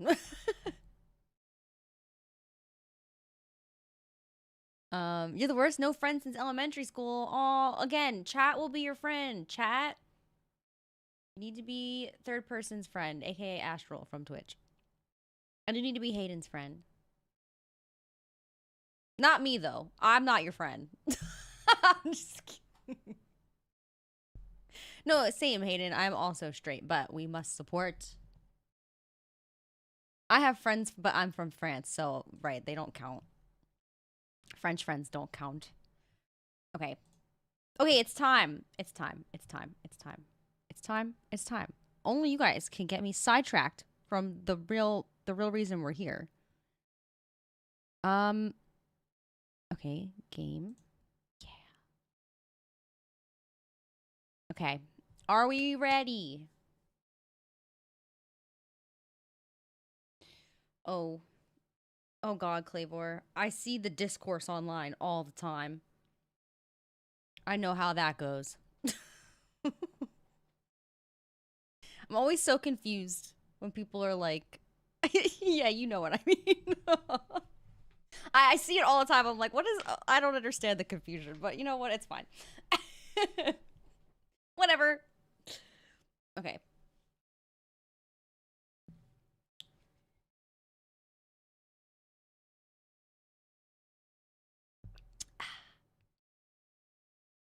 Let's do it, okay?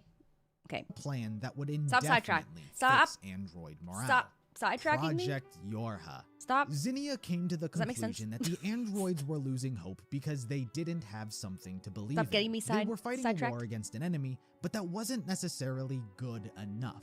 There needed to be a cause worth fighting for, a meaning to life.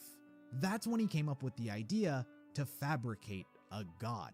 Like the humans who looked to the constellations before them, he wanted to create an entity that the androids could look towards and fight for. And this god would be humanity itself. The lie would be, humans had fled to the moon following the alien invasion, and it's the androids' purpose to reclaim Earth so they could return once more. Of course, the truth was humanity was already extinct. The only thing that remained on the moon was the server which held their personal data. But that didn't matter, because like a god, it's faith. Thinking that Become something's as out there gods. worth dying for which pushes the people, even if it's a lie.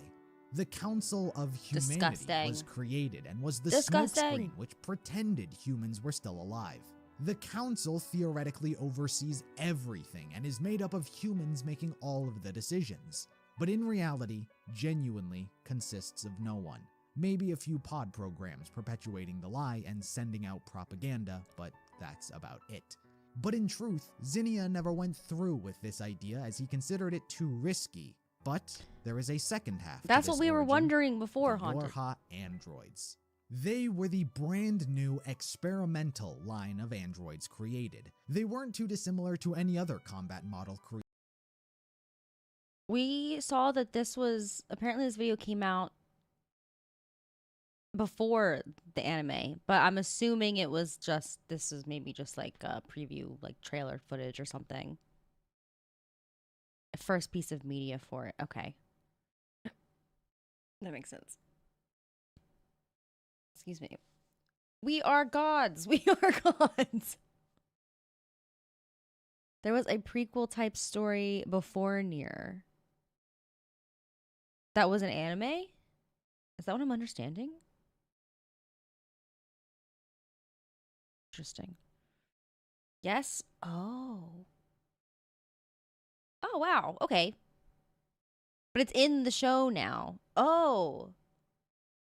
Okay, so they created something and then they used that to put into the the Automata anime, the official anime.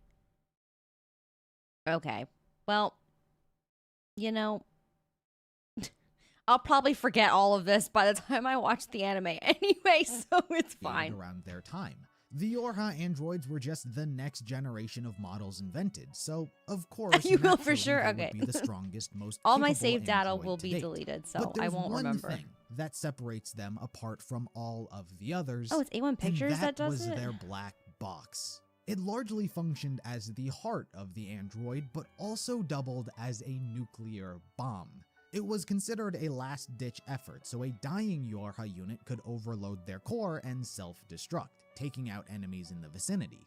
And this wasn't by accident, because the Yorha units were meant to die. They were not being treated with the respect nor courtesy other androids were given because of their black boxes. Whoa. The truth was, Pop it, black NieR. boxes were made from machine cores. The machine cores are what give life to the individual Right, we machines. do this. It is their heart. It's not AI, I mind you. It's often compared to a plant cell, which is biological in nature, renown, meaning it okay. can grow and evolve.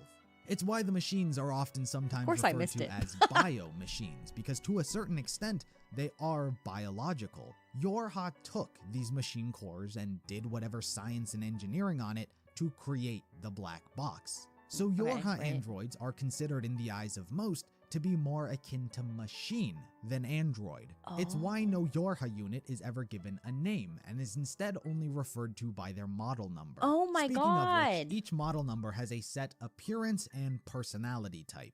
For example, every I number didn't 2 put two and model two will together look about and more or less act why the they same would when they maybe roll off treat the them production differently. line. No Yorha android is aware of the black box's true origin. Androids are programmed to Amazing. almost worship and revere humans. They want to be like them. It's why they study their culture and imitate it to such an extent in their appearances, fashion, actions, and motivation.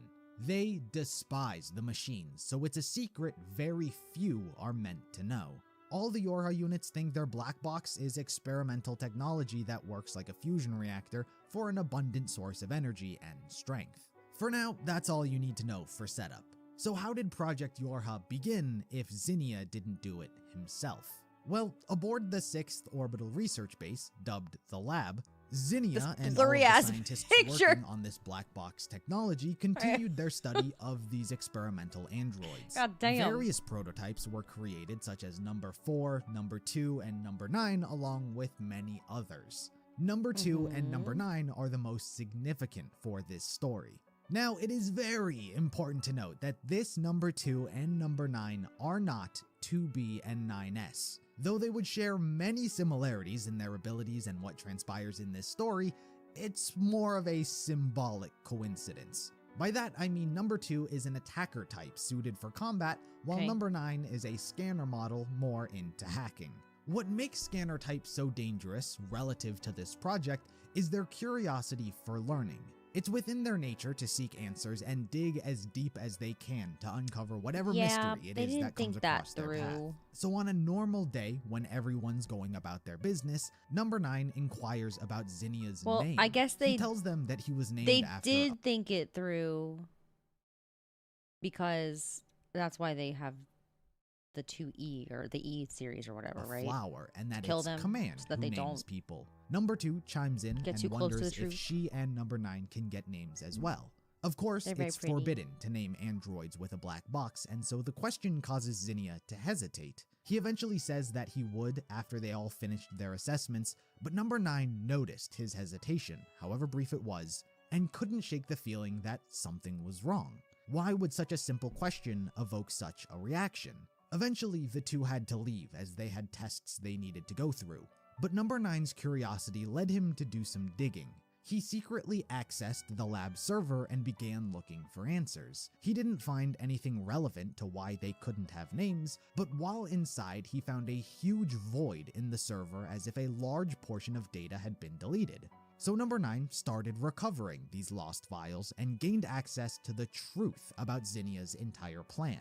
The morale of the androids, faking humanity's survival, the council, everything. Okay, so this has been But the discovered real thing before. that actually mattered was the truth about the black boxes. So learning that they're made from machines, not only are they not human, they're not even androids. Number 9 is repulsed by this information. He considers himself an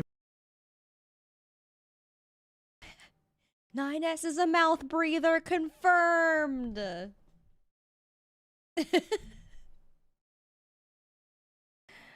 Do we think that the Jujutsu Kaisen like creator or like was used this as a reference for Gojo? This is like major Gojo vibes.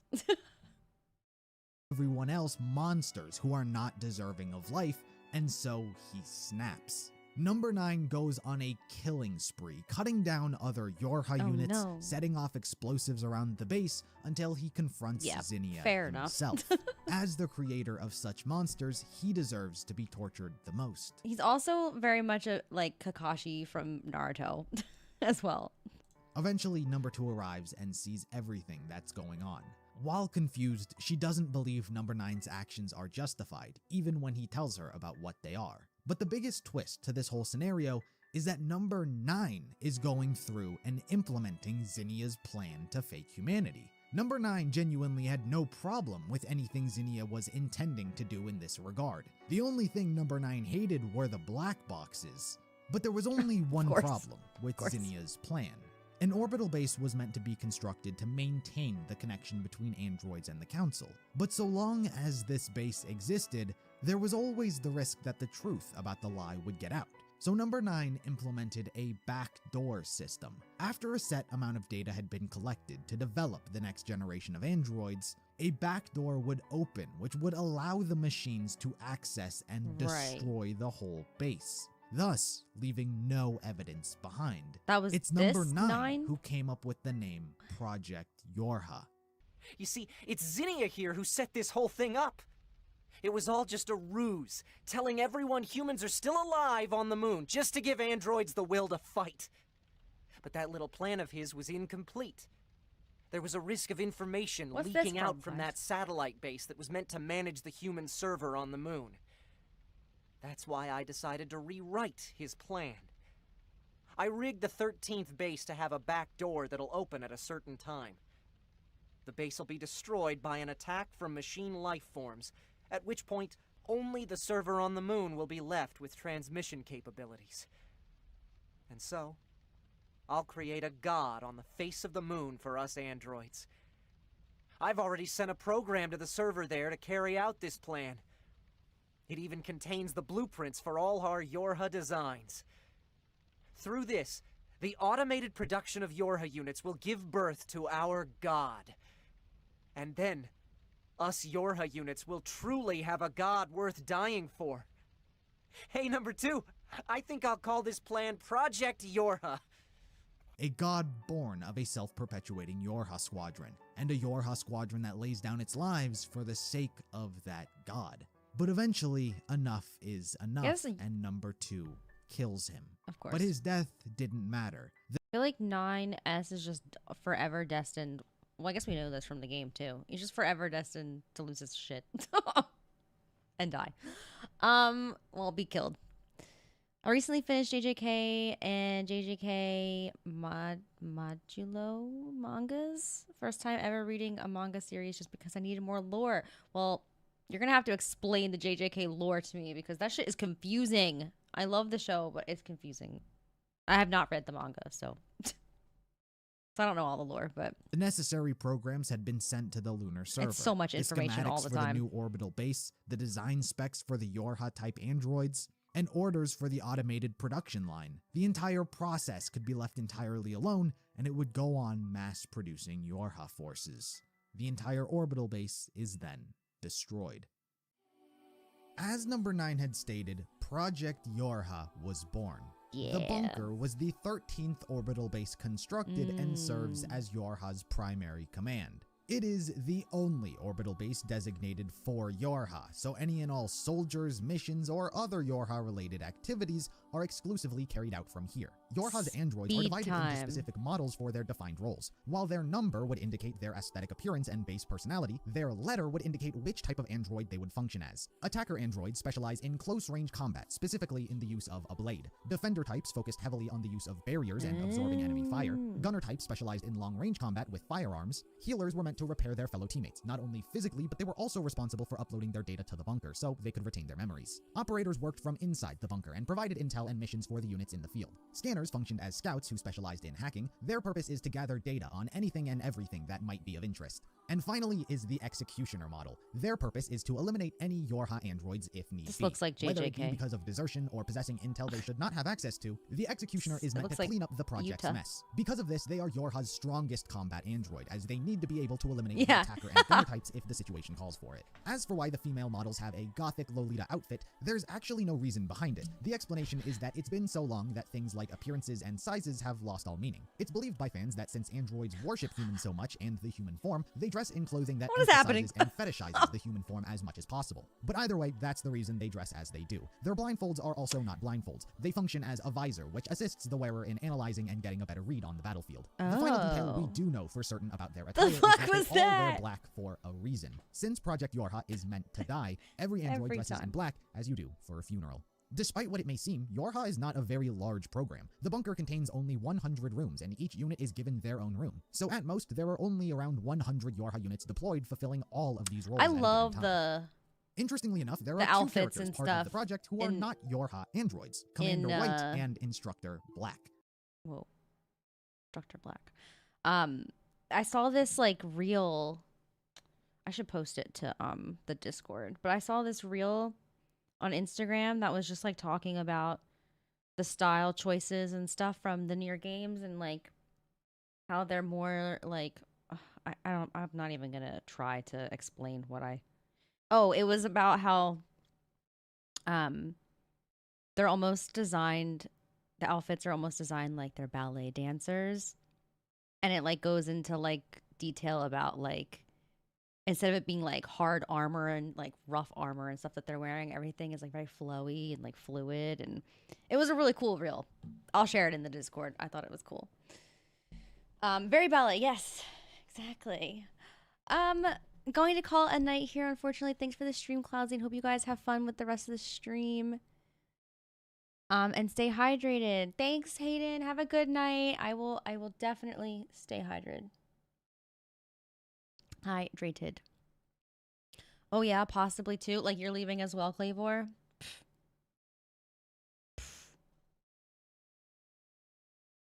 Don't be a copycat. Hey, you've seen that? I think I reposted it on Instagram. It's very cool.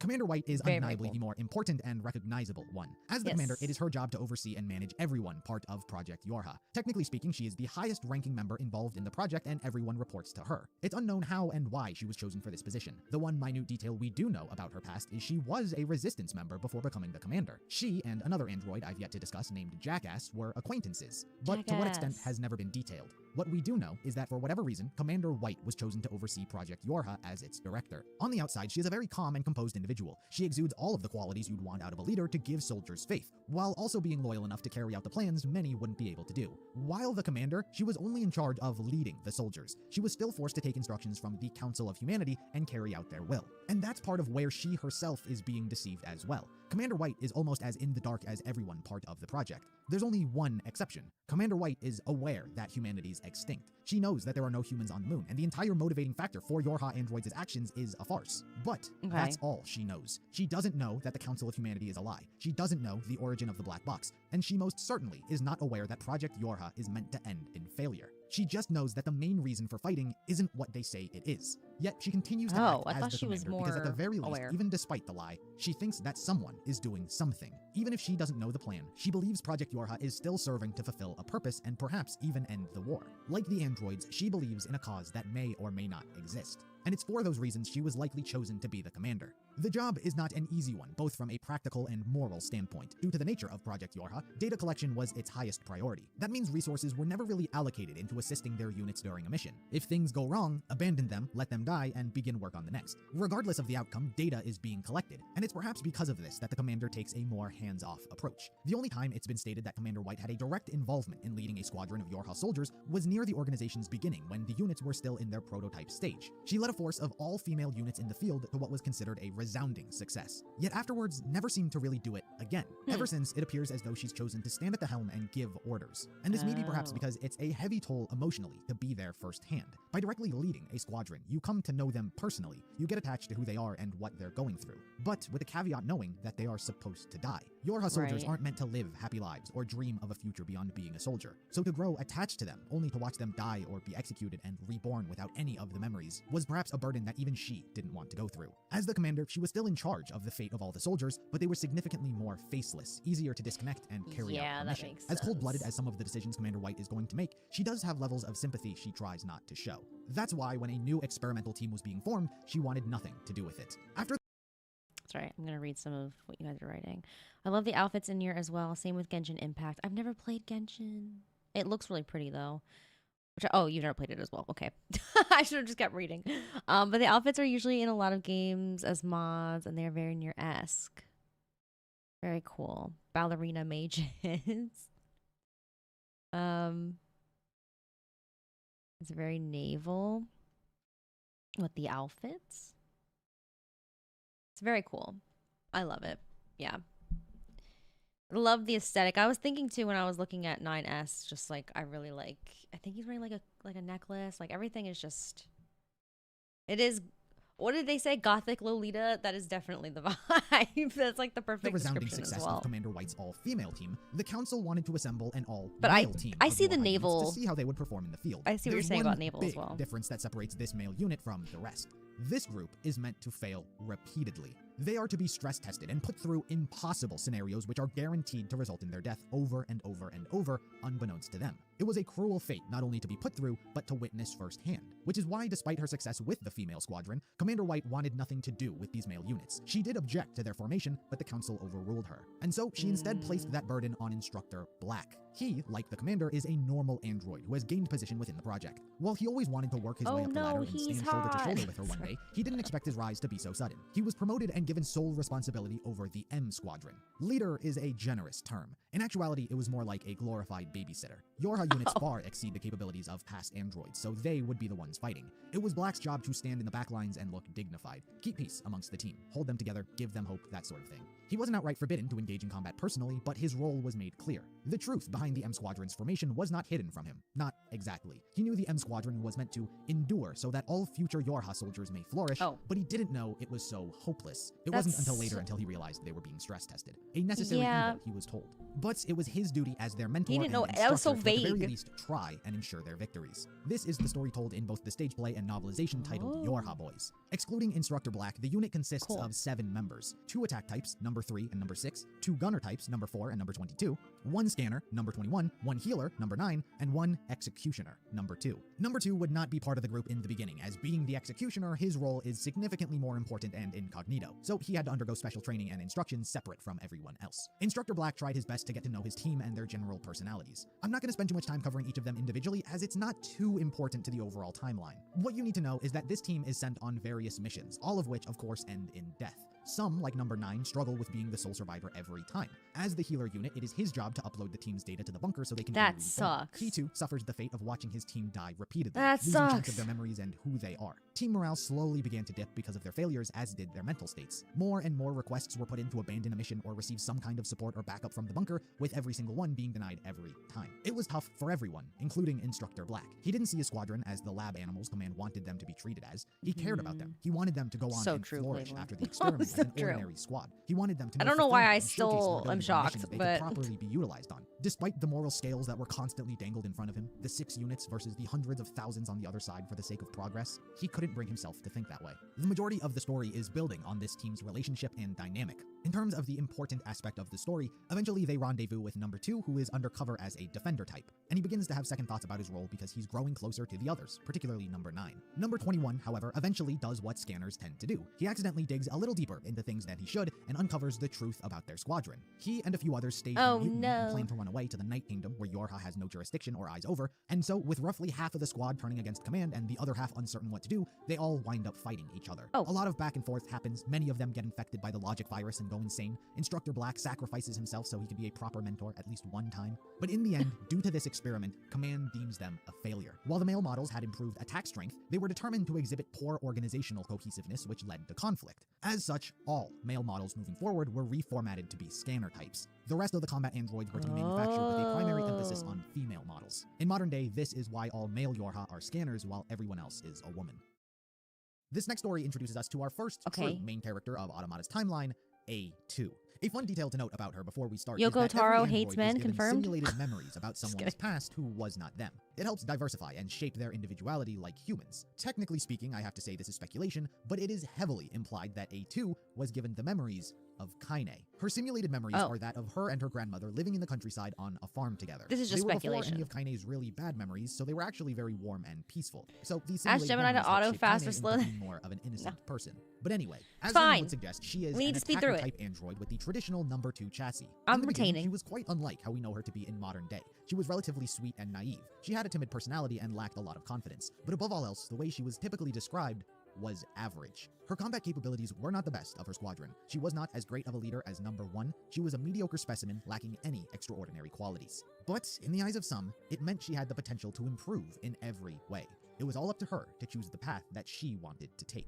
The real event that would change the course of A2's history would be when she and a group of other Yorha androids were deployed on a mission dubbed the Pearl Harbor Descent. For most, it would be their first time actually being in the field. Up until now, it's been simulated combat, but it was time to put their training to the test. They were to locate and destroy the machine server located inside Mount Kaala on Oahu Island. For this descent, number 1 is placed in charge as she is an acceptable leader. She is intelligent and her combat capabilities are some of the best of her squadron. She's someone many look up to and believe in, including A2. But during their descent to Earth, they encountered unexpected heavy anti-air defenses from the machines, which systematically began shooting down the Yorha units, including number 1. She was the first soldier to be blasted out of the sky, which threw the squadron's coordination into chaos. Per the But chain of she's command, A2 was placed in charge everywhere. as its new leader. She coordinates the squadron as best as she can until the bunker is Crazy. able to fire a satellite laser at the source of the anti-air weapons. An Whoa. EMP bomb is set off, which sends everyone crashing down to Earth, and when the dust settles, Let's freaking go. 14 stream streak. That's crazy. That's crazy. You would be... The ash shots are welding. You would be at like streak 20 by now. Crazy. The 14 is pretty wild. Yeah. Are we really surprised by the there are ash? only 4 20. Oh wait, really? survivors. 25? Damn. If only. If only you didn't have a life. But yeah, are we really surprised, guys, by the butts everywhere? 2, attacker number 4, gunner number 16, and scanner number 21. Yoko Of Taro the butt 16 guy units deployed, confirmed. these 4 were the only survivors. In terms of who they are, number 4 has an optimistic personality and gets carried away easily, but is astute and keeps up the group's morale. She's never one to abandon hope, even when faced with a gloomy situation. Number 16 is much more rough and straightforward about what she thinks. She can be fairly abrasive at times, but like the others, has a much softer side, even if it's not often seen. Don't worry, Number he's a 21 boob is as guy, analytical as scanners tend to be. too. She's a non-combat model who True. always calmly analyzes the situation and observes her surroundings. But her desire to protect her friends and be useful is stronger than anyone else's. Which is why, upon analyzing their current situation, everyone finds it impossible to continue carrying on with just the 4 of them. So, number 21 tries reaching out to Command to abandon the mission. But their request is denied. They were told by Command to continue on despite the reduced number of units. This was an absolute order. And this is the tragic reality of their situation. While they wouldn't know it, in truth, per usual,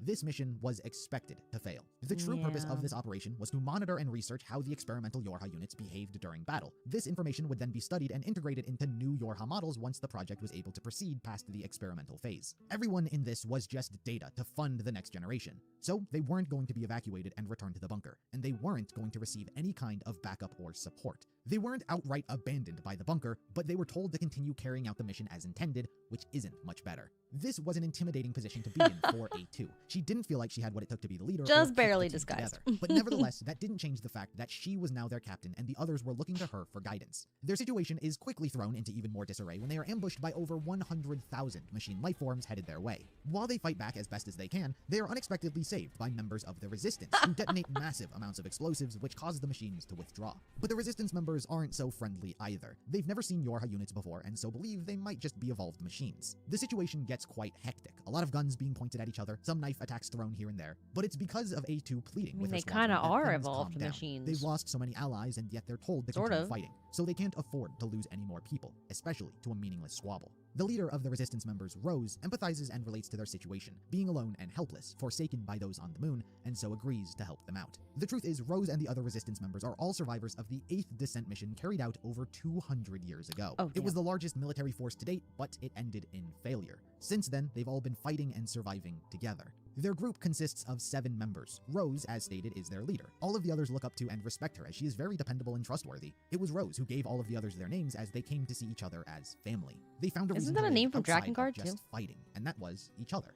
The other members include Anemone. She's actually a very jaded individual. She, more than the others, has killed so many of her allies that have become infected by the logic virus that she's developed a keen sense towards its symptoms. She's the quickest to pick up when someone's been infected, and as such, she is also usually the one to kill them when it happens. Because of this, she's not the most trusting when it comes to others and possesses a fairly sour attitude. Dahlia is actually quite similar to number 16 in terms of personality, and as such, they wind up butting heads quite a bit. Daisy is the extra-large defense android who came with extra reason for their body, existence. Just in case. Gerbera is the weapons and explosives expert. That was She's what responsible for repairing and developing them. Marguerite is best when simply being a soldier in combat. And finally, there was Lily, who is responsible for them being in the position they are now. You see, technically speaking, this group are not considered survivors by Command. They are labeled as deserters. The truth is, they didn't simply just survive the— Oh, deserters. I wonder if this has anything to do with the side quest in Automata. Also, I was just thinking back to the, like, they were talking about this group and you have like A2 and then you had the one person that was number 1. Right? That's what they said, right? And then it just brought me back also to Drakengard with Zero's like copies. I don't know what they were. I forget what they were considered. But oh fuck. I forgot that the ad was coming. Okay, that was quick. That was a quick ad for you. You didn't miss much.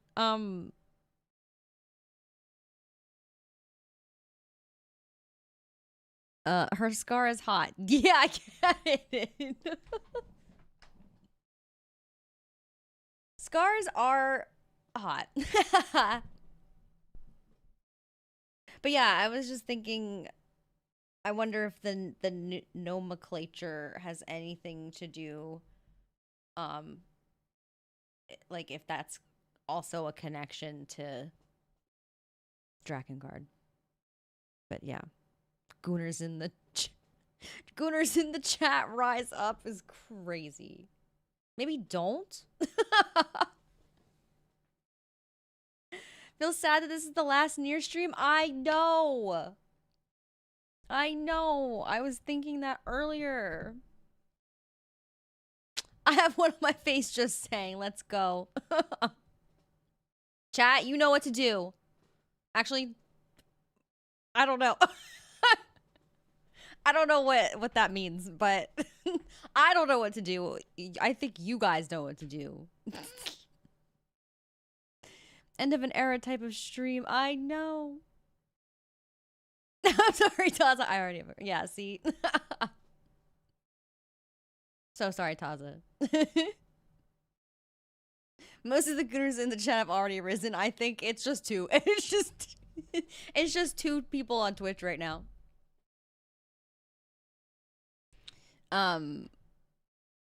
Do what? I don't know. Genuinely, I don't know. Yeah, I'm sad, guys. We're coming to an end. The end of an era. Sag.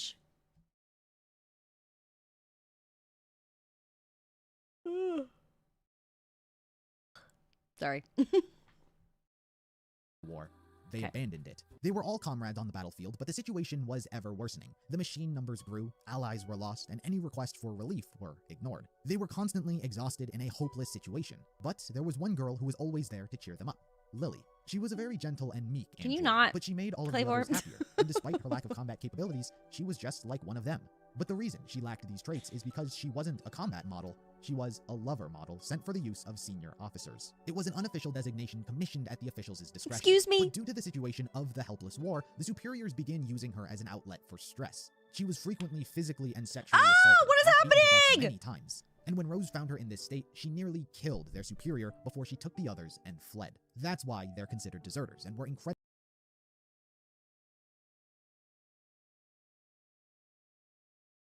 Why? Oh my god! I've been scarred for life. I'm scarred for life.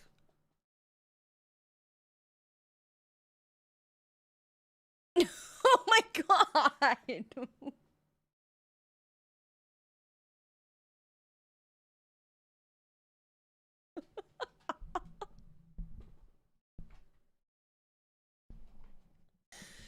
Holy fuck. Is the stream still up? This shit's getting taken down. It's getting taken down. I'm on a list somewhere now. Like, that's crazy. Okay. I can't. I'm ready for this video to be over. You don't want to know, Haunted. You don't want to know. Just go to around... Just go, oh, I saw it. Just go to around the 5-hour and 6-minute mark and you'll know. Of this video and you'll know. I don't even want to say it anymore. I don't even want to say what we just witnessed. Yeah, and there goes the monetization. Actually, my first VOD did not get it's like demonetized. It's, wait, you know what it's demonetized by? And I was just like, I don't even care to question it. One little screenshot from the VOD that's like here, wait, let me pull it up. It's something, it was just like a picture of like the PS2 cover or something of Drakengard. Something like that. I'm like, what? Why is this getting demonetized? The visual. It's literally like, is it that?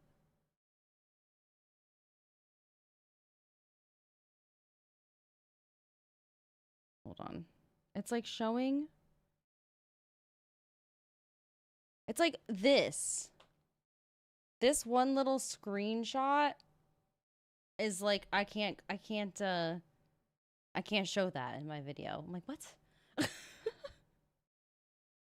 So now we're like really demonetized. It's not even allegories at this point. Yeah, literally. Just one for one. Okay, let's on edge when they ran into let's keep going. I hope it's done. Not Please only be could done. they possibly be machines, but they could have also been sent by command to kill them. But that wasn't the case. Even after finding this out, A2 still wants their help. What happened in the past isn't relevant to what's happening now. If there's a chance for everyone to survive, then she'll risk it. But causing these memories to resurface sent Lily into a vulnerable state in which she was able to be infected by the logic virus. She thinks it's because of her that she's dragged everyone into this horrific journey. They've all been forced to watch their comrades die as they fight endlessly against the machines. So it'd be a happier fate if they all just died and found peace. Or at least this is the mentality the logic virus is pushing onto her. Anemone is quick to sense this change and does what they've always done anytime one of their own becomes infected: shoot them. But A2 stops her. She believes there has to be another way, and so has number 21 try and remove it. She's done similar things during simulation, and so begs her to at least try. Red eyes. Lily is going berserk. The logic virus gets rid of the limiters part of an android's system, allowing them to exceed strength previously unattainable. And on top of that, because Lily isn't a combat android, the machines upload their own attack patterns into her system, allowing her to utilize a gravity attack. Eventually, number 21 is able to remove the virus, and Lily is saved. As a thanks, Captain Rose and the others feel indebted, and so pledge their allegiance to A2's cause. Much of their time is spent gathering intel on the machines, formulating a plan, and getting to know each other. A2 is becoming much more confident as a leader thanks to Rose. Meanwhile, those like Lily actually feel like they can contribute now. Thanks to the logic virus, she's now able to utilize a gravity attack. Spirits are relatively optimistic, but above all else, the one consistent theme is a reason to keep fighting. The Resistance members lost their reason long ago, but they found their own reason for living: each other. They help A2 and the others not because they were ordered, but to protect their friends. Destroying the server makes their lives and everyone's lives better. Everyone has to find their own reason for living.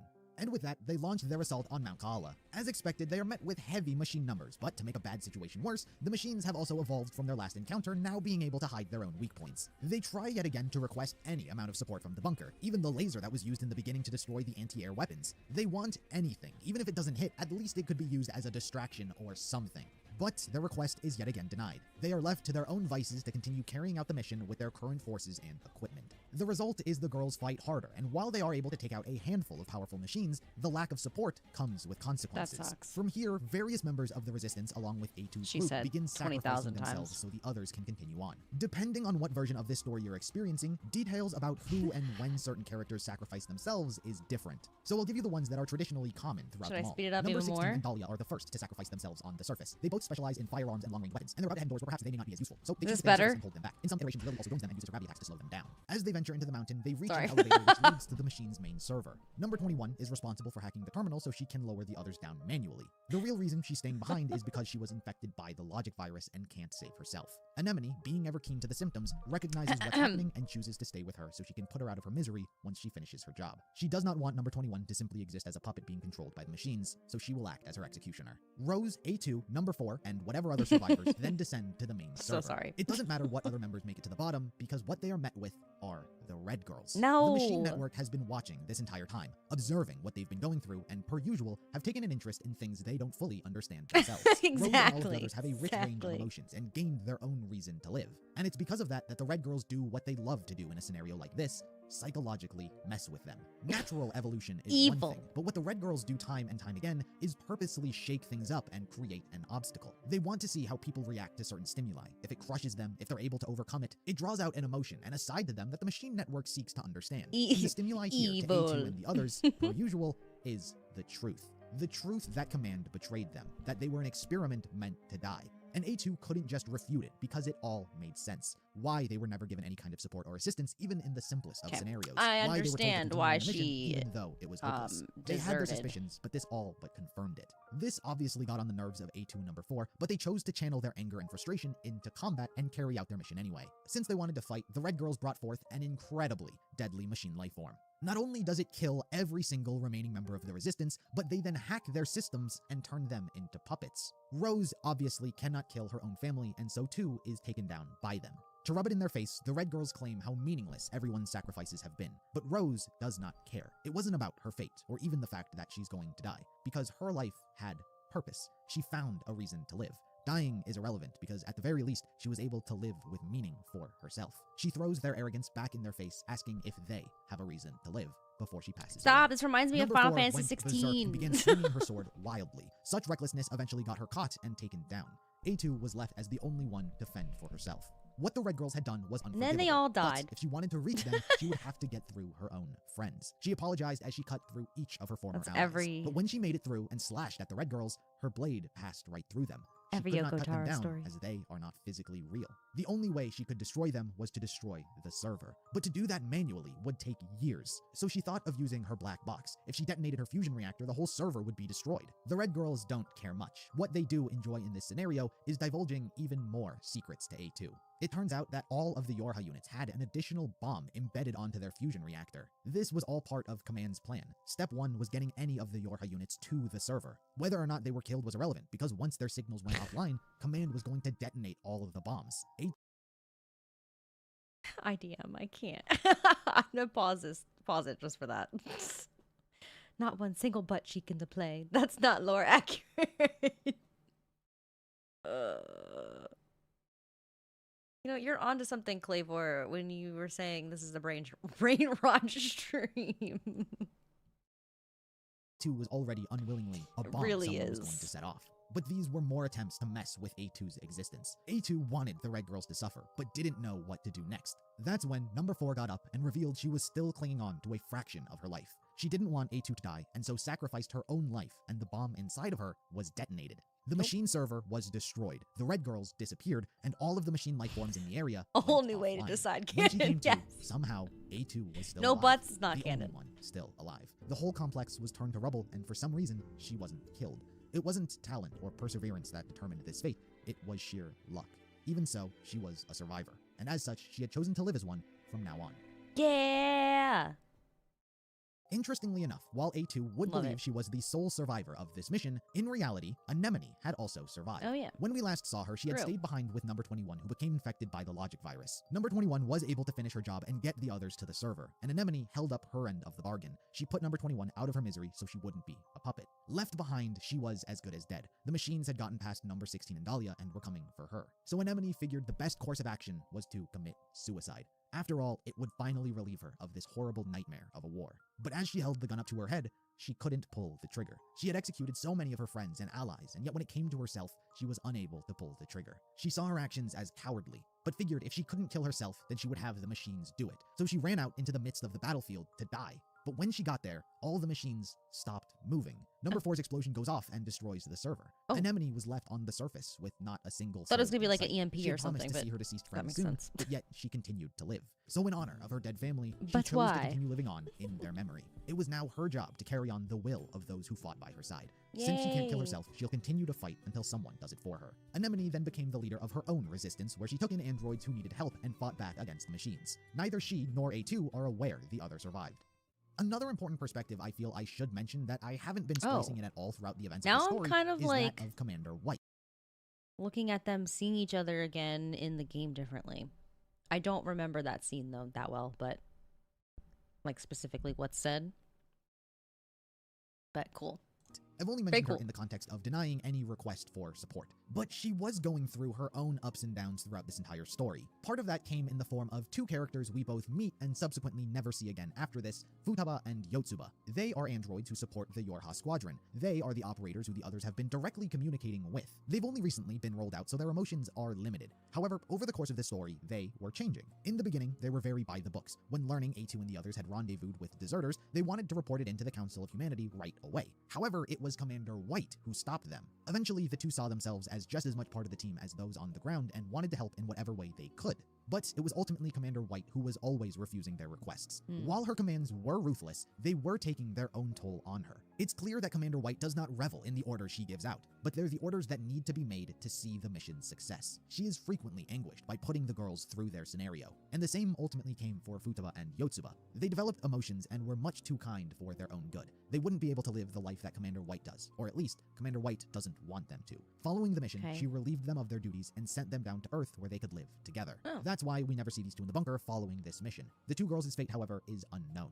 Also, after this, the data A2 acquired during the mission was able to fund a different android model altogether, the Battle Android. It was to combine the attacker and gunner into a singular unit modeled after A2. She had shown a resilience to never give up during the mission. When everyone was shot down, they fought. When they met strangers, she wanted to work with them. They were able to cure Lily because she fought for it, and they led a successful assault on the server because she kept trying. And so, the B unit was born.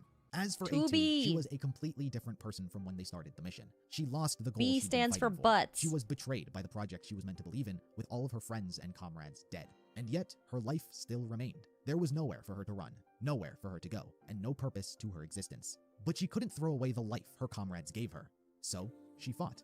Not only against the machines, but Yorha as well. The black box belonging to her was still online, and so to prevent any information from leaking, she was to be destroyed. Various 2E models had been sent to execute her. However, she was able to fend off their attacks and destroy every one. Even 9S models had been deployed as well. While their combat is no match for an attacker type, their expertise in hacking may have proved useful to destroy her personal data. The first time A2 encountered a 9S model, it was a very close situation, and she was lucky to have killed him the first time. But every subsequent 9S model that was sent used the same tricks, and so she learnt from them and built a barrier program within her to trap and destroy him. At the very least, she's killed 4 9S units. As for how many 2Es she's killed, that remains unanswered. Coming from you, that's crazy. Models that are sent after her, A2 is able to biggest 9S hater. It's evident she didn't leave the battlefield unscathed, but at the very least, she was able to keep going because of them. In terms of her motivation now, the first time an executioner model was sent after her, she figured if Command's going to continue to hide the truth, everyone was her enemy. Machines, the bunker, the commander, even the humans on the moon. She was going to kill them all.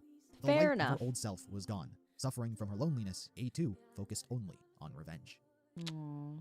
Speaking of 2E and 9S, that would directly transition us into our new main characters. While they would be the same models sent after A2, they wouldn't possess any of the memories following the past unit's defeats. But you can say that there's something special about these new versions. Before I get into the events of the game, there's only one thing you need to know about these two's history. 9S is the best scanner that exists. While all scanners sort of work on an equal playing field, being curious about the world and eager to learn new things, the personality that's installed with the number 9 unit gives them a wide range of rich emotional expression, which tends to make him non-compliant with Yorha standards, meaning he's more likely to dig deeper into Yorha's secrets than his peers and often ask questions that he shouldn't. As a result, he almost always uncovers the truth, faking humanity, the black boxes, everything we've covered before. Since this information is so vital, 9S is executed before he can do anything with it. He would be remade without any of his memories, and the cycle would repeat. He keeps uncovering the truth, and he keeps getting executed. The only reason they keep remaking him is because he's so good at his job as a scanner, they can't afford not to use him. Command is so used to him doing this that it eventually became not much of a concern because they know he's going to hack the server. It's such a predictable cycle that they designated a whatever. He's just what he does. All times. Traditionally, scanner models work alone, so it's a unique situation. Anytime Command sees someone has hacked into the server, they know it's him and give 2E the order to kill him. Considering executioner types are meant to dispose of other androids, they often have to go undercover as a different model. As such, 2E would go under the moniker 2B. 2B does not have access or knowledge about any of Yorha's secrets or what it is 9S keeps uncovering. She is an executioner who is simply carrying out her job when given the order. The first time she had to kill 9S was one of the hardest. As told in the story Memory Cage, 9S and 2B are assigned partners, and 9S is pretty excited to be working with someone else. And considering this was 2B's first time as well, she perhaps indulged a little too much in conversation and connection. It didn't really become a problem until she was given the order to execute 9S. However, due to his digging, he found out that 2B was meant to kill him and launched his own counterattack against her. 9S does not want to kill her, but by his own deductions, it's the only way he'll survive. He winds up hacking into her system where he digs through all of her memories, being given the order by the commander, so on and so forth. But while in her system, he is attacked by a logic virus. Turns out 2B has a trap-style logic virus placed in her system by the commander to counteract 9S's hacking. The virus traps him and prevents him from escaping, where his personal data is then deleted. Despite being in his final moments, he doesn't hold it against 2B as he enjoyed their time together and simply says goodbye. 2B destroys his corpse, however, while doing so, feels guilt. To her, the memories and conversations she had with him was data that wound up being more than necessary to complete her job, and thus resulted in emotions she never should have been feeling. So, to prevent herself from feeling this again, she decided to forbid herself from becoming too close to anyone else. She'll keep the time and conversations she has with people to a minimum so she won't have this sort of reaction again. No, but she's gonna just grow to love him no matter what. Attached to any 9S model in the future and would instead give them the cold shoulder. Emotions are prohibited. She would frequently repeat this phrase to herself and to him as a reminder while in his company. But over time, across the various 9S's that she had been partnered with, it never worked. Nothing she did ever worked. In the beginning, she acted like a total stranger to him, never getting to know each other, rarely ever speaking, but the outcome was the same. So other times, she talked more than she usually would. She reached the point where she was doing anything she could to hopefully change the outcome that she knew was going to happen. She tried many times to directly convince him that there was nothing suspicious going on with Command, but he always dug too deep. It didn't matter what she did, if she was warm or cold, if she called him 9s or didn't, the execution order always inevitably came through. Witnessing this cycle of 9S being reborn over and over again was taxing. Just how long is this prologue anime? I feel like... Isn't the anime... Is the anime, like, just a prologue to all of this? Or is the anime the whole story of Automata? What a weird shot for me to end on. Or pause on. 2B is just a manosphere dude is... I can't get close to anyone. It will hurt me. Oh my god. Even more messed up from 9S's perspective, unfortunately. It's the whole story. Okay. Both. Okay. It's all messed up from everyone's perspective. It's awful. I know. 9S finding that out, though, is like, oh, damn. I just wanted to be your friend, bro. I just wanted to be your friend. I just wanted to... Redacted, you know? Same conversations, tell the same jokes, yet retain none of the memories they ever had. Even though they don't know it, they lose who they are in the moment. No, but not the kept hand, all of her not the memories of hand. him, how he tends to act, his personality, he was the same pretty much every time. He was always friendly and warm with her. Those moments were not lost on 2B, and they only accumulated over time. And it stung when a different version would say the same thing because it would remind her of a 9S that's now dead. The memories she had of him were hurting her, so much so that it began deteriorating her own. Oh my personal god, this data. looks so She sad. was exhausted, tired of it, and ultimately ready to give up. But in the story Memory Thorn, things would take an unexpected turn.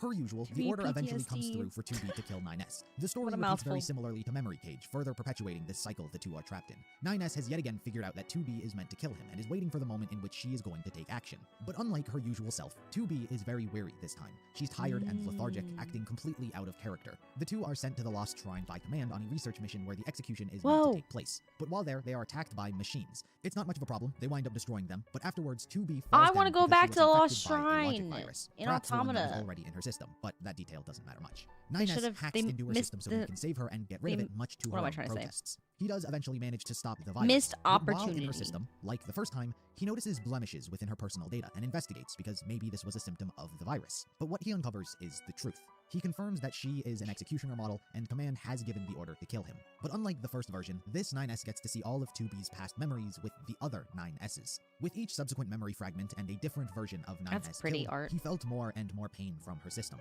He came to understand how she was feeling and what she was going through. So, instead of killing her, he allows her to wake up so they can talk. Upon awakening, 9S confirms that he knows everything. But instead of carrying out her job, 2B admits defeat. She can't go on any longer and says that she has failed her mission. She is disqualified from being a Type E and she is a defective product. So to atone for her past actions, she gives 9S her sword so he can kill her. But instead, 9S stabbed himself. Oh. He tore open his own throat and did it with a smile on his face. Not a sadistic one, but a kind smile. He didn't want to kill 2B. Instead, he was happy to just spend the time he did with her. He tells her that even if he is reborn without any of the memories, he'll always be happy to see her again. So moving forward, she shouldn't worry about having to kill him, because so long as this cycle exists, the two will always be able to see one another. So she shouldn't hesitate to kill him in the future.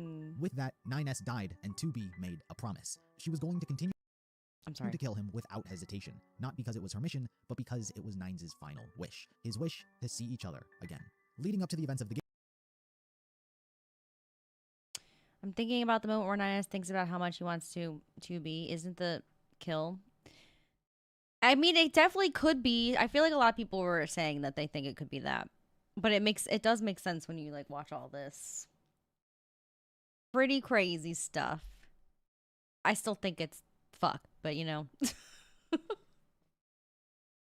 I can see why people would think it's kill. I mean, fuck is funnier, but I think it's like all of the above, you know? People said love, kiss, but kill, I do think, in a way, makes a lot of sense. But he didn't. Like, it's like he wants to, but he doesn't want to. 2B has killed 9S 47 times.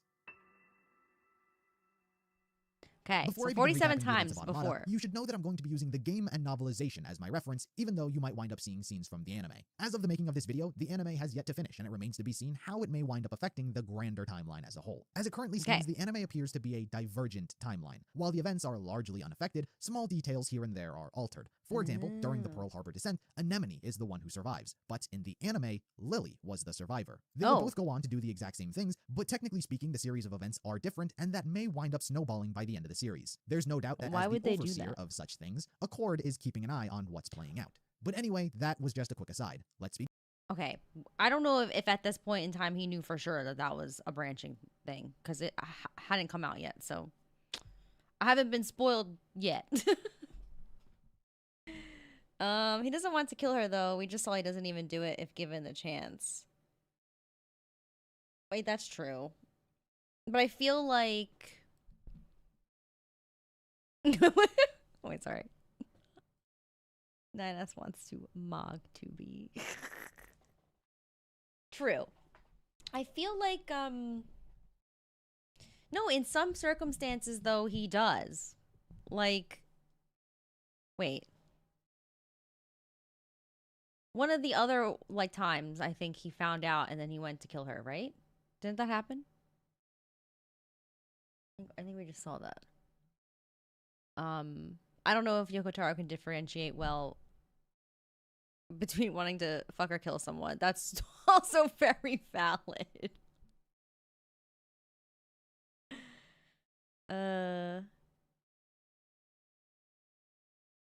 Oh, you should do a stream.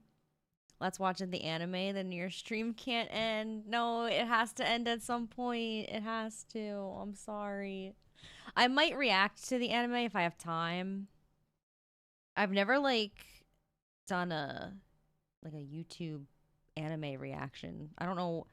I know that, like, the copyright stuff is a bitch when it comes to reactions, so I have no clue how difficult that would be for me to edit, but I'm considering that. So we'll see. Did you see what happens with Pascal after he erases memories and go back to the village? I think somebody explained to me. Wait, I'm trying to remember what I was told about Pascal. Didn't Pascal... I forget. I did. It was told to me, but or somebody told me, but I forget already. It was tragic, though, right? Of course, because of course it was. Oh, okay, that's true. It probably will come up. Okay. Begin with the plot. We must continue. This cannot continue, but it must. The game opens up on the 243rd Descent operation carried out to destroy a Goliath-class machine in the abandoned factory. 6 Yorha units, including 2B, are sent from the bunker and towards the factory. Yes, we've lived through this a couple All accompanying Yorha times. units are shot down and eventually lost, leaving 2B as the sole android to carry out the mission. On the ground, 9S was assigned to support the others by disabling the machine's defense system at the base. The mission doesn't go exactly as they had hoped. While 2B and 9S put up a valiant effort, 9S sustains heavy damage while other similar machines rise from the water. The whole situation seems entirely No, we hopeless, haven't. So in a last-ditch effort, But the two decide to activate their black boxes and destroy. We have all an the hour machines. left of video. Fortunately, 2B's data was uploaded to the bunker in time, allowing her less to be because it was reactivated with her sped up. memories. But as for 9S, he wasn't able to upload his memories in time, and so yet again, he is reborn anew. It's why 2B clenches her fist during their introduction. It's yet another reminder of her having to endure this cycle. Anyway, the two are paired as a team yet again, and Commander White asks them to rendezvous with the Resistance and do some recon. They've lost communications with their contact on Earth, and so 2B and 9S are sent to investigate. Upon making their way to the surface, they're quick to rendezvous with Anemone at the Resistance camp. Yeah. After helping out a few of the androids around, she tells them about some curious machine activity going on in the desert and asks them to investigate. What they come across are the machines of Facade, who have taken up the culture and fashion. Even though I covered machines evolving to this stage a while ago, it's the first time 9S and 2B are witnessing such machine behavior. So the emotions and speech and what they do is very foreign to most androids. They wipe out all of the machines in the surrounding area, but one in particular managed to survive by running away and calling them scary. They give chase, and the path eventually leads to a large cavern with android corpses littering the area. What they find is a curious sight indeed. It's a bunch of machines attempting to mimic human behavior. A ton of varying activities that they don't exactly understand outside of the physical actions and movements. 9S dubs this mere mimicry with no deeper meaning, and so gets ready to destroy them all. Did it just The say machine that in and the I missed following it? panics because of this threat, which sends all of the other machines into a state of desperation. Fearing for their lives, the machines searched the network for a method they could use to defeat the androids, and it came to the conclusion that they could use humans, since they were the ones who invented the androids. The machines did not know which human to mimic until they came across the name Adam, the first human created by God. If humans created androids and God created humans, Adam was created in the image of God. All of these machines sacrificed their cores and gave birth to the most advanced machine life form to date, Adam.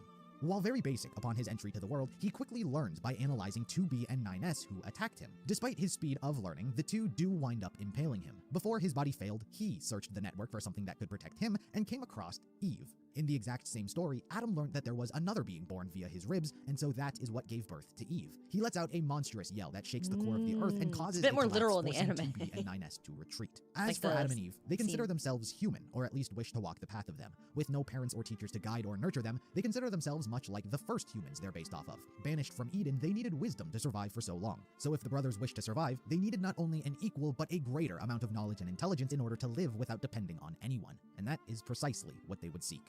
The combat information as well as knowledge about Adam and Eve's existence is uploaded to Command for analysis. While in the meantime, 2B and 9S are sent to investigate a missing Yorha party at the amusement park. Upon their arrival, they are yet again met with a group of machines unlike all of the others. Here, they speak of joy and fun. But at least this time around, they're not hostile, so the two simply look on with astounded curiosity and leave them alone. Eventually, they make their way into the heart of the amusement park and into the theater where the Yorha signals are coming from. What they are met with is the songstress Simone Beauvoir. In the past, she was an ordinary machine, much like all of the others, but she became obsessed with another named Jean-Paul. He himself was his own form of unique, constantly speaking about philosophy and gathering followers. It only he didn't care made much sense. about anything outside It only of made philosophy, sense. and so paid very Told little like attention Sephiroth. to anything else. Simone, desperate to win over his affections, thought that by becoming beautiful, she would be able to draw his eye. She accentuated her beauty with parts from her machine friends, but was still ignored. Her sanity slowly began devolving as she became desperate to do anything that would make her beautiful. She even heard rumors that eating an android's flesh would make her more beautiful, but it never worked. Despite this, she still doesn't stop. Despite eating their flesh, she does not kill them, and instead hacks into their system and keeps them alive to use as weapons and bait more androids to come, and they did. 2B and 9S launch a counterattack on Simone and eventually manage to destroy her. Unfortunately, none of the androids she was using were able to make it out as she was the one keeping them alive. On their way back, they are met with yet another unique machine lifeform bearing a white flag. The two are invited to visit and meet Pascal in the nearby village. Considering it's their job to investigate machine lifeform activity, the two check it out. Pascal! While they are initially hesitant to trust any machine, even though they claim to be pacifists, it's not until Anemone vouches for them that the two believe they are well-meaning. Not too long after, reports of a giant machine lifeform in the city ruins is relayed to them, and so the two head off to intercept it. The machine is causing quite a bit of destruction, but after getting into their flight units, the two are eventually able to take it down. But before it falls, it self-destructs, resulting in massive damage to the surrounding area. Yes, leaving we've a large experienced sinkhole this in multiple its wake. times. At this exact moment, quickly. an alien signal, which has not been picked up for centuries, is detected. The commander orders all Yorha units to begin collecting data as quickly as possible, so 2B and 9S head underground. After making their way through various tunnels, they come across what appears to be one of many alien motherships, but are shocked upon entering to find only their lifeless bodies. But from the shadows emerge Adam and Eve. They tell the two about the history of how the machines Sephiroth killed the aliens and because Sephiroth. they surpassed them. All of that's in the past, and they don't really care. What they care about now are humans. Adam and Eve wish to learn more about their complex behaviors, love and hate. The motivations behind their actions were baffling, and so the two wanted to dissect the humans on the moon to better understand them. They proposed this idea to 2B and 9S as well, hoping they would agree to assist since it was humans who made them, and they might be curious about them as well. But the proposition is denied. Adam and Eve then teleport away. 2B and 9S return to the bunker and report everything they learned. From here, they are ordered to continue investigating Pascal's village and learn more about why unique machines like them are popping up in the area. Pascal tells the two about the machine network and how they're not connected to it, so perhaps that's the reason why. Amongst his ramblings, he makes mention of the Forest Kingdom, as they have attempted But to they are build a nation. connected. So, to gather more data, the two They just head don't off. know it. The residents of the Forest Kingdom are a lot more aggressive than the typical machines. Due to their loyalty to protect their king, they fight with intent. So, because of that, the two have to hack and slash their way through quite a bit of enemies until they reach the king's throne room. But, you see, they were not alone. Also, having been maneuvering her way around the kingdom was A2. She was continuing her journey of killing everything that wasn't her, and after catching wind of a king, she launched her own assault on the kingdom. But on her path, she overheard the machines speaking as if there were other androids as well, so she used them as a distraction while she stealthily made her way to the throne room. While 2B and 9S are baffled as to the site of their supposed king, A2 jumps down and impales it. She is yet again met with the likes of a 2B That machine model was so along with cute, a 9S the baby unit. machine. But unlike the other times, they were evidently not here for her. They didn't Rest in recognize her peace. face, meaning they hadn't been given the order to hunt her down. But that didn't stop Command from immediately recommending 2B and 9S dispose of her at the moment. A2 wasn't worried as she dealt with them many times before, but this time she could tell things were different. 9S's baffled reaction towards Command's request was unlike how he ever reacted before. And 2B, A2 could tell that she was missing her vitality, like she had given up and was simply going through the motions just like herself. Something was different about these two, and so A2 stopped her attacks. 9S asks why she betrayed them, and A2 chooses to leave them with an ominous warning. Command is the one that betrayed you. Yeah, true. After this event, You the two tell return him. to the resistance camp to check on their data and refuel. Under the request of Anemone, they head to the flooded city to protect their valuable cargo that's under attack. They requisition flight units and repel the enemy forces. But from the ocean emerges Grun. a machine larger than anything Yorha has ever seen. It was originally developed to annihilate androids, however, due to its destructive capabilities, it also wound up having no regard for what another it was destroying and took out sad-ass machines as backstory. well. It was so recklessly powerful that it was dumped into the ocean and left behind. That was until now. It's a long and grueling fight, but after 9S hits it in the mouth with rockets, Grun is destroyed. But in the aftermath of his death, he launched a powerful EMP attack which devastates everything nearby. The signal is lost between androids and the bunker, and 9S was blasted far away, where he is then kidnapped by Adam.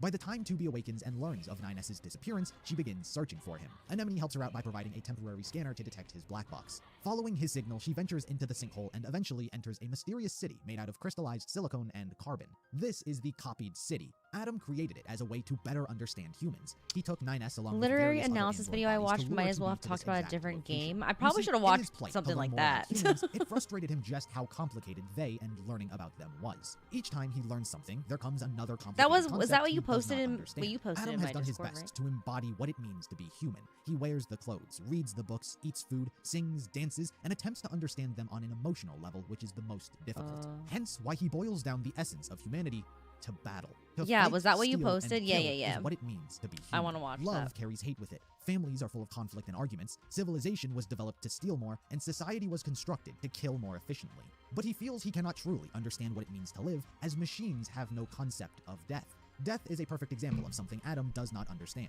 Thanks to the machine network, they are always able to be reborn. So how can he feel what it is humans felt to possess life without the threat of death? So he disconnects himself from the network so he can face 2B with actual stakes on the line. 2B is not a bystander in this situation either. Her emotions are running hotter than they have in a long time as she is desperate to save 9S. His data hasn't been backed up in quite some time, so if he died now, This who is knows a how many memories he crazy, would lose. But crazy, simultaneously, she is precisely proving Adam's point about conflict. I'm not trying to say Because not 2B metaphor, cares but about you know. 9S, she's willing to fight and kill to protect him. She's allowing hatred to overwhelm her emotions, but it comes from a place of love. All of these emotions Adam seeks to understand. This is exactly the reason Adam tells her that machines and androids are kindred. He even lets slip that humans are already extinct, but suspects 2B already knew that. Whether 2B just learned this or has always suspected that to be true deep down, analogy, she chooses yeah. to ignore these thoughts Exactly. and instead engage in combat. The moment is anticlimactic. Her sword slides through him without a hitch, and Adam gets to experience the sensation he desired. But the feeling of death is rather unsatisfying. 2B is able to save 9S, but Adam's words were not lost on her. Due to all of the recent events, she could no longer consider machines just clumps of metal. There was Adam and Eve, who mimicked human appearance and spoke fluently, Pascal's village, who desired a life of peace. They were all clearly capable of thinking, experiencing emotions, and acting according to their own free wills. What was the difference between the machines and androids at this point? While that idea simmers, we should quickly go over 9S, because something very interesting is about to happen. Due to his injuries, 9S was brought back to the bunker so he could recover. He fears that he may have been infected by a virus while being held captive, and so performs an extensive scan of his own systems. But while doing so, 2B was he too senses smart a to be able to strange live data noise coming from the bunker's main server in this world. So investigates. He discovers various documents which make him question Yorha's true objective. This is what he always does, and while he doesn't uncover the truth about anything, in fact he barely learned a thing from this would usually be enough to warrant an execution order from the commander. But this time around, she doesn't have him killed. Instead, the commander tells him the truth, at least as much of the truth as she knows. The experience of death is which rather that humans are unsatisfying. extinct. Humans were already extinct when the aliens attacked. It's like next level apathy. If you want to look at it, I won't stop you. Wait, you're just giving me this? But why? No one fights without a reason, and we need a god worth dying for. It's unknown what exactly the commander's motivation and intentions were with revealing such a fact to 9S, but it seems to universally be agreed upon that she had a change of heart. Perhaps seeing 2B and 9S being able to push each other to great success, or maybe she just figured he would die anyway, was enough to risk giving him such knowledge. Perhaps, like A2, she saw something special in these two units. Either way, the commander allows 9S to choose his own path and decide what he'll do, knowing this. What path will you take? It's up to you to decide. In the meantime, while this was all happening, 2B was to analyze current trends among the machines. Pascal tells her that a new colony has popped up and are seeking a treaty with theirs. Due to their similar interest, 2B and Pascal investigate together. What they come across are the god robots, who embody humanity's religion. The thing about machines like these is that they don't actually learn from humans' past failures. Instead, they just mimic it, but at an accelerated rate. Despite having recently popped up, the leader of these god robots has already turned their religion basically into a cult, and convinced everyone that they can ascend and become a god. Since God is dead, they can become gods if they died too. All of the god robots go crazy and commit mass suicide. This event was largely to pull the player away from the resistance camp because all hell is about to break loose. While I've talked a bit about Adam and his desire the way to become it's just human, boiled. I haven't really been covering. It's oh. But that's because Wait, he's my not the bad. most Terrible timing, dude. I can't. Anyway, to just boil that, whole area down to like, this is just a way to get us away from the resistance camp. It's crazy. That was such a, I know. Listen, let's move on from the pause, okay? If like every other second in this video, if I were to pause, would be not a good look. So you like can't avoid it at all. Ugh. But yeah, I feel like that moment with like the become as gods moment is like so profound. Like when you're playing it and just be like, anyway, you know, they all just commit mass suicide.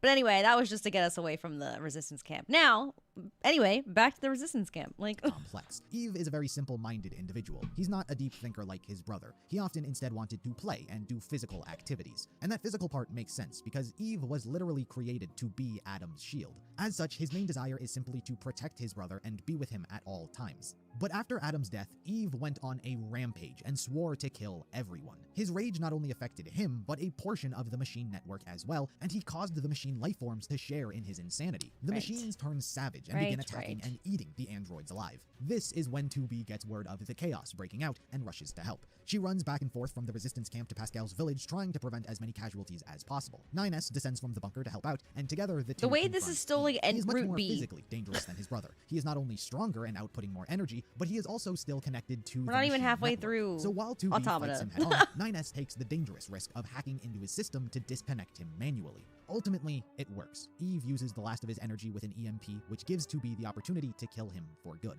But 9S's actions were not without consequence. Actually, is he this got still infected Route with A? the logic virus, and so asks that 2B kill him while he's still sane. Still Route She A. yet again breaks her code of prohibiting emotions because she does not want to lose the 9S that exists right now. The him that disconnected Eve from the network. The him that together took Eve down. But there's nothing he can do. He's already corrupted and can't upload that data to the bunker. And so 2B yet again cannot escape her destiny of killing 9S. But in an unexpected series of events, because 9S hacked into Eve, remnants of his personal data was left behind in the machine network. So he gets to continue living as himself. I'm glad you're okay. Yeah. He moves his memories into some of the machines and gets re-uploaded into a new 9S chassis. But the story does not end here. Adam and Eve may have been killed, but they were not the machine network. They were acting as its backbone for as long as they existed, and so with their death, it threw the machine's chain of command into chaos, and the androids wished to capitalize. Yorha is to launch an all-out attack on the machines and take back Earth. With that, various Yorha squadrons were sent to Earth's surface for their final major operation. It wasn't their final because it was the time they would take back Earth, but it was their final because Yorha's purpose was fulfilled. Enough data had been collected to fund the next generation of combat androids, so it was time for Yorha to be destroyed and all of the evidence wiped from existence. On the surface of the Earth, just to show how hopeless the situation was, the machines weren't crippled by Adam and Eve's death at all. It didn't take many machines whatsoever to overwhelm the Yorha soldiers. They were able to wipe out almost all of them by activating an EMP which infected each of them with the logic virus. 9S was able to save 2B, but everyone else was gone. They only managed to escape the situation by detonating their black boxes and re-uploading their conscience into a spare body on the bunker. They rushed to tell the commander about what happened, but due to them disobeying their orders, she is more frustrated with their actions. But while this argument is taking place, the back door on the bunker which Number 9 implemented way back when is open and the machine network gets in. It accesses Yorha's server and infects everyone connected to it with the logic virus. While 2B, 9S, and the commander would fight their way to the flight unit so they could escape, the commander reveals that she too is infected and is choosing to go down with the base. This is my command. Let me at least fulfill my duty here, to the end. 2B, this place is lost!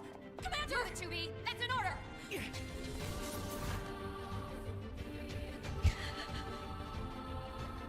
This song at the speed is so funny.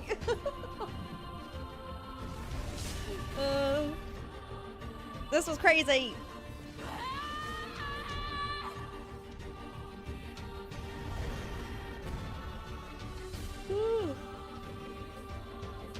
I was gonna say something and I forget. I got distracted.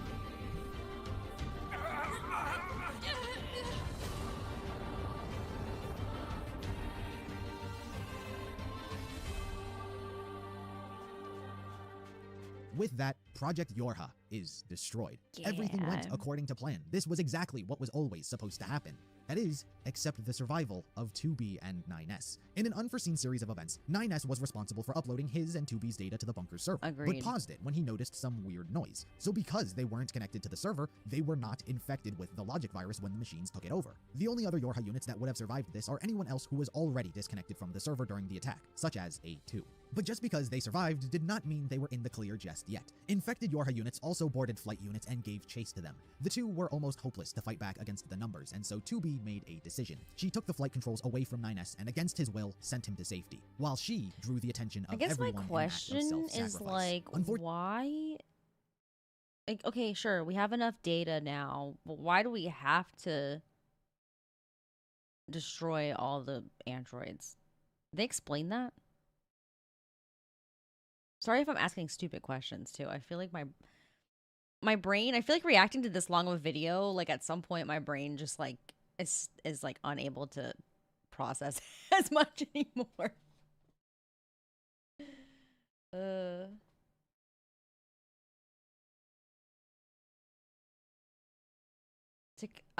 To conceal the moon server with the council. To conceal the moon server with the Council of Humanity. Oh, right. Wait. They needed to... Okay, the bunker in Yorha is the only thing that could reveal the secret that humanity is dead. Oh, okay. That makes sense. That makes sense. They have too much knowledge.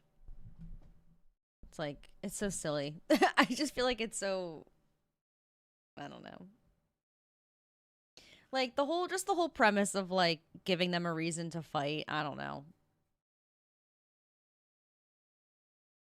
Whatever. I can't form words. I can't form thoughts. She was shot down and infected with the virus that slowly began eating at her body. She determines that to keep it from spreading to other androids, she needs to get to a location away from everyone else. Her pod tells her that the commercial center is ideal, and so she drags her body all the way there. More infected Yorha unit meet her and begin attacking, but 2B is unexpectedly saved by A2. It's the end of the road for 2B. She's barely managing to hold on to her consciousness, but in her final moments, entrusts the future to A2. She stores her memories on her sword and gives it to her. These are my memories. Take care of everyone for me. Take care of the future, A2.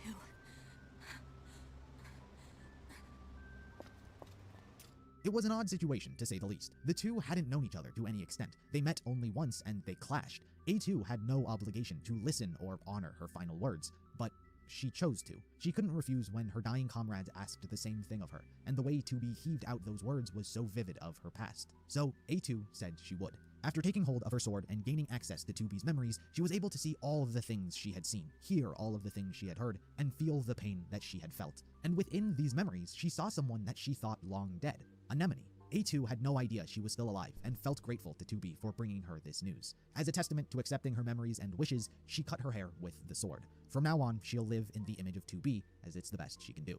While this was happening, 9S was desperately trying to find 2B, but when he arrived, he caught the tail end of A2 killing her. Boom. Oh. Nines. Oh no.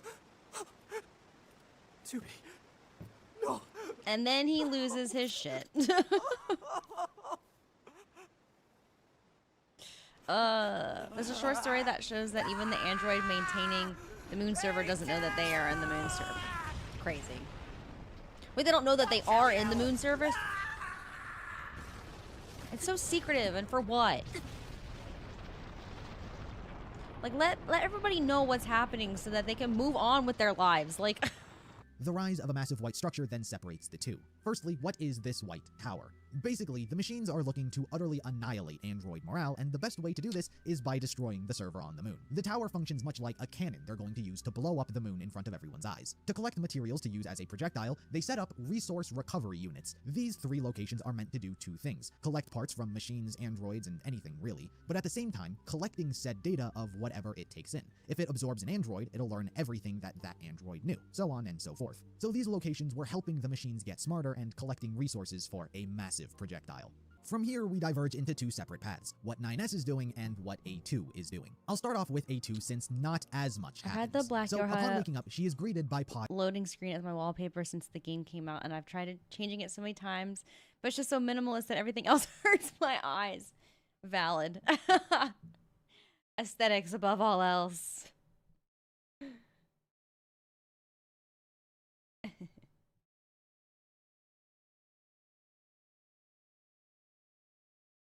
I feel that.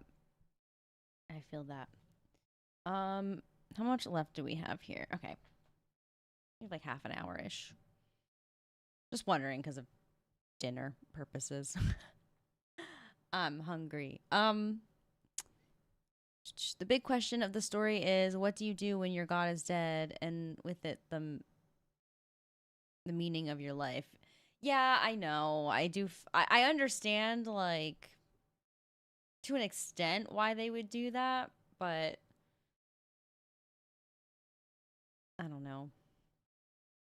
I get it, but at the same time, I'm like, I feel like I always just feel like honesty is the best policy on, like, maybe that's just me. I don't know. 042 to be ordered that they support A2 in her endeavors from now on. A2's first priority was getting herself fixed up. While she traditionally foraged parts off of dead Yorha corpses, now they were all infected with I'd the virus, rather know so if everything she used them, she would get and make infected too. So she turned to the resistance. Make my life's choices on her way, based she on did that. run into Pascal. Initially, she planned to kill him on the spot, as she had done to every machine she'd come across. But Pascal responded as he usually does, with a surprising amount of sophisticated dictation. He waited to be executed, figuring that if that's what she wants, then so be it. But a sense of unease washed over A2, and so she let him go. Inside the resistance camp, her reunion with Anemone went exactly as she had thought. She had the same surprised outlook that A2 had when she found out that Anemone was still alive. A2 chooses to spare her the truth about what transpired during the Pearl Harbor descent and how they were abandoned and betrayed by command. Instead, she keeps it to herself and keeps the conversation brief. Anemone directs her to Pascal, who likely has the parts that she needs. A2's reluctant nature towards machine life forms is tested once more. A2 spends some time in Pascal's cyberpunk village, but after a period of time, she slowly grows closer to him and the villagers as children. She keeps running errands for them had because she doesn't wallpaper want engine to be embedded, before. but over time winds up building re-download toys it. and such for them. But one day, while she's out gathering materials, the village goes crazy. Pascal calls her, telling her that some of the villagers have turned into cannibals and are attacking the others. A2 quickly rushes over to save them, but when she arrives, it is pure chaos. Okay, maybe we'll see what happens to Pascal now after. To the abandoned factory. A2 deals with all of the rampant machines, but unfortunately, there are no survivors. A2 and Pascal retreat to the abandoned factory, where they wonder what the hell just happened. Well, while they wouldn't know it, in truth, as I mentioned a while back, despite thinking that they were disconnected from the network, Pascal and all of the villagers were never free. What had happened was the Red Girls wanted to stress test their experiment. In a village full of pacifists, what happens when they need to defend themselves? They infected some of the villagers and watched what happened. The result is that many didn't do anything and instead died. There was only one machine that wound up changing from this event, and that was Pascal. The result is that he fights. The Red Girls send hordes of machines towards the abandoned factory, where only the remnants of the villagers' children remain. While A2 tries to fend them off, it's only thanks to Pascal, who has decided to kill, that everyone is saved. Pascal was pushed to a point in which he gained self-determination. While the battle was won, the aftermath would not be so pretty. When they returned to the children, they had all committed suicide. Pascal blames himself for teaching them about fear instead of teaching them about the fear of death. The pain is too great to endure, and so asks A2 to either kill him or erase his memories. A2 understands the agony of living on with the memories of those who were dear, and so she has her pod erase Pascal's memories.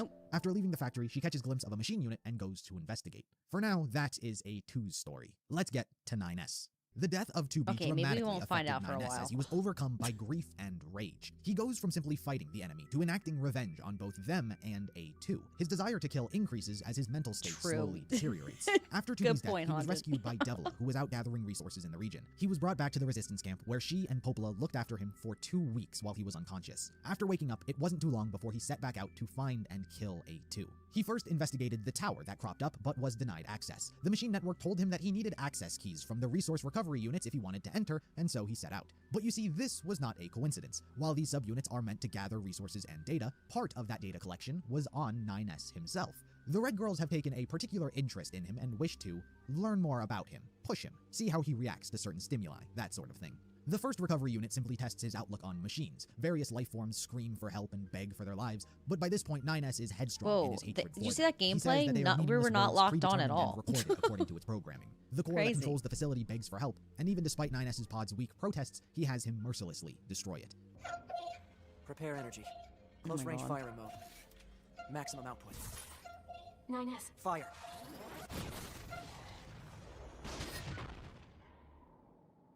With his emotions running hot over the machines, the second recovery unit was the perfect time to test him psychologically. There were no enemies to be found. Instead, all there was information. Data. The truth. First was the general purpose of the tower and how it was pointed at the moon. A worrisome thought, but he was already planning to stop the machines. The second piece of information oh my God, was about the black boxes. He was given the truth about how they were made Devila's from age? Dear cores. God. What better time to see how he reacts to this when he is boiling with hatred over machines? And his response is simply to go into denial. He believes it's a lie since the information is coming from machines as a test, but both are true. But his final test became literally psychological. While hacking, he was counter-hacked and placed in a room with all of his memories of 2B. They knew how important she was to him, and so a shadow began eating all of the memories of her one by one in front of him. These are his treasures, and he's not gonna let anyone take them away from him. That was bestie. They're mine! My memories, you hear me? Voice actor goes hard.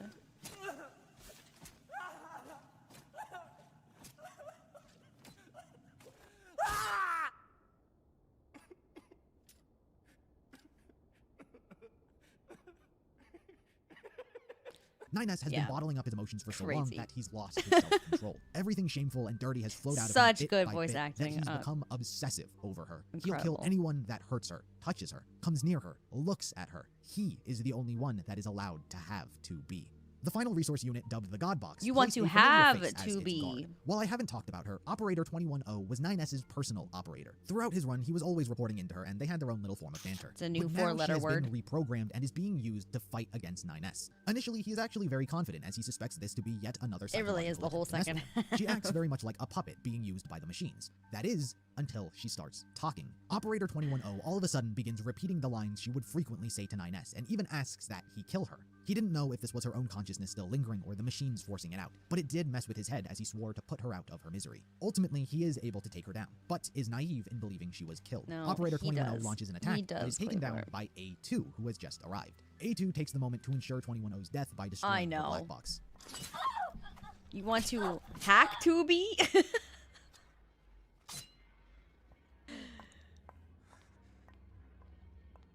A2. 2B told me. She told me she wanted you to become a good person. You? Don't you dare talk to me about 2B!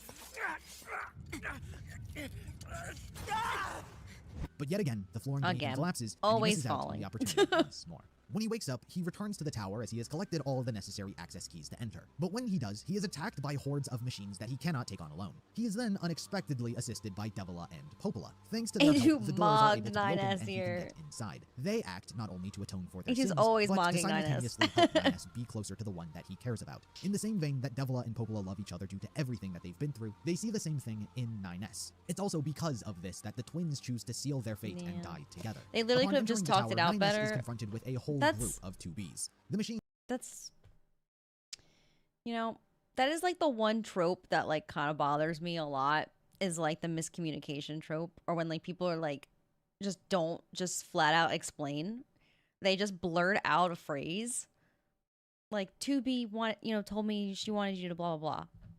You could have used that moment to be like, she asked me to kill her because of this, she was dying, like she gave me all her memories, like just,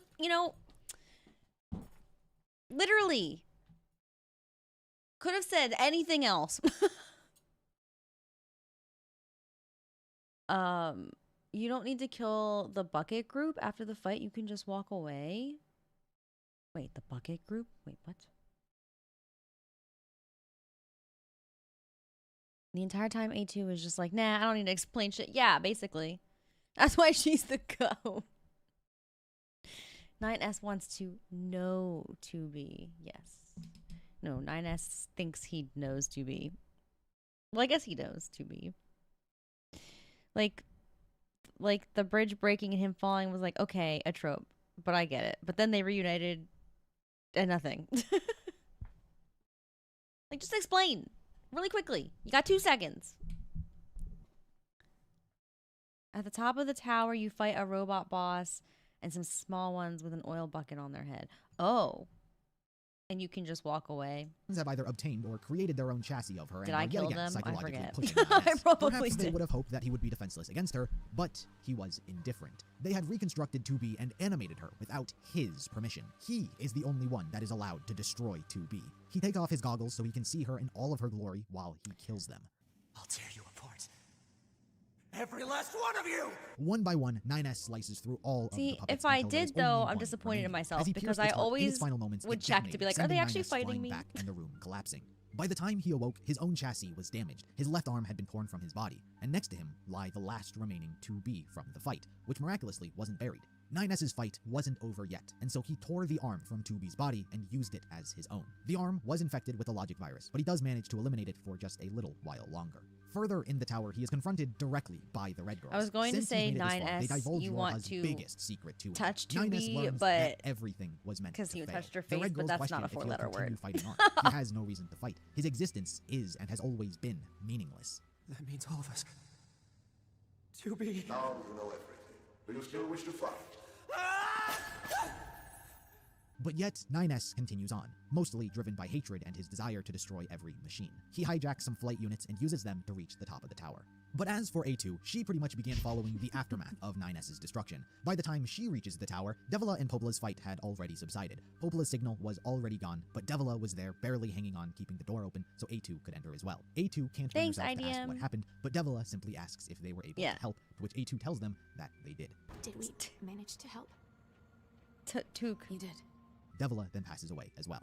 A2's journey throughout Take. the tower is You want to significantly take more calm. 2B. Most of her time is spent gathering information and learning about what the machines know and what they are doing. But then A2 is counter-hacked by the Red Girls. It's been a long time since they last saw each other. The Pearl Harbor descent was when A2 last caught a glimpse of them. But she immediately remembered. While the Red Girls do what they have been doing by revealing information that gets under our characters' skin, it is A2's instinctual reaction to begin attacking wildly. The Red Girls boast their superior intelligence and evolution as they multiply end over end. A2 is creating no progress in creating a weakness within the enemy, and so Pod 042 steps in. He tells her to stop fighting and focus on defending so the Red Girls can continue to multiply. Since they're so eager to be like humanity, they wind up executing its same faults. Humanity too rapidly multiplied and wound up fighting with each other, which led to killing until eventually they became extinct. It wasn't themselves who caused their demise, but rather something they had created. And the same thing happens to the Red Girls. They multiplied too rapidly, and each ego began clashing with the others, which led to infighting. Before long, their numbers quickly dwindled, and the girls eventually vanished. They killed themselves. But the machine network didn't just collapse. Their resolution will come soon. A2 is able to escape the hacking and make her way to the top of the tower where 9S also resides. While he is hungry for vengeance, A2 initially refuses to take up a fighting stance. 9S, if it wasn't already clear, has lost his mind. 9S, you his want to existence was bake meaningless. 2B? Project Yorha was for nothing. At this point, all he was holding on to was 2B. And the fact that A2 killed her was enough reason for the two to kill each other. 9S wasn't going to back down no matter what, and the logic virus that was corrupting his system is spreading more. He needed to kill A2 before the virus took him over, while he still had memories of 2B. And so the two ultimately clashed.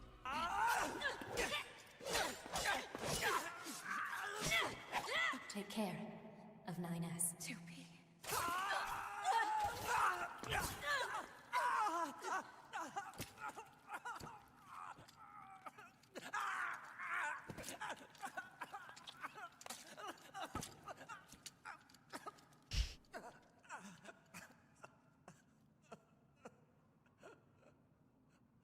In the end, both of them killed each other. But as 9S faded away, his consciousness entered the tower. It turns out the machine network is not going to fire a projectile at the moon. Instead, it changed its mind. After observing androids, unique machines like Pascal's village in the Forest Kingdom, others like Adam and Eve, what they are instead going to do is search for a new world. They're using the tower to launch an ark. They're putting all of the machine data and memories aboard and traveling into the vastness of space for eternity. Time has no meaning to machines, so they may never reach a destination. Make a choice. But they're going in search of it anyway. They offer 9S the opportunity to come along, but he chooses to stay and die. And with that, the tower collapses. All the machines on Earth go offline or are disconnected from the network, free to go about life as they choose. And Project Yorha has officially come to an end. Every Yorha unit is dead, and so the pods can initiate the final sequence and delete all android-related data. Personal data, along with chassis composition, will all be deleted. Right, so if you and the pick server the other reset. option, Future construction of Yorha androids you make a should be choice theoretically there. impossible. But something unexpected happens. In the same way evolution has been occurring amongst the androids and machines when it came to emotions, the same thing was happening to the pods. Pods 153 and 042 have developed emotional and sentimental feelings towards their leads and don't want them to die. So instead of deleting everyone's data, they salvage it. Such an act is a declaration of war against all the other pods overseeing Earth. The pod network perceived them as damaged because of their failure to follow orders and initiated routines to delete them. So 153 and 042 fought back. They launched an attack on the pod network so they could delete the program saying that Yorha had to be deleted. And ultimately, they succeeded. The plans for Yorha's deletion were gone from their orders, so they were allowed to salvage all of their past memories. The pods began working on collecting and salvaging all the necessary parts so they could repair their lost I got to the end and of upload their personal data back into their bodies. If that's and what I'm in the thinking end, of. 2B, 9S, and A2 were all repaired and given a second chance at life. A life without machines or war. An unforeseen future with an unforeseen outcome. Then, won't that simply lead us to the same conclusion as before? I cannot deny the possibility. However, the possibility of a different future also exists. A future is not given to you. It is something you must take for yourself. That's why you need to have all the information. You just never know. Birds.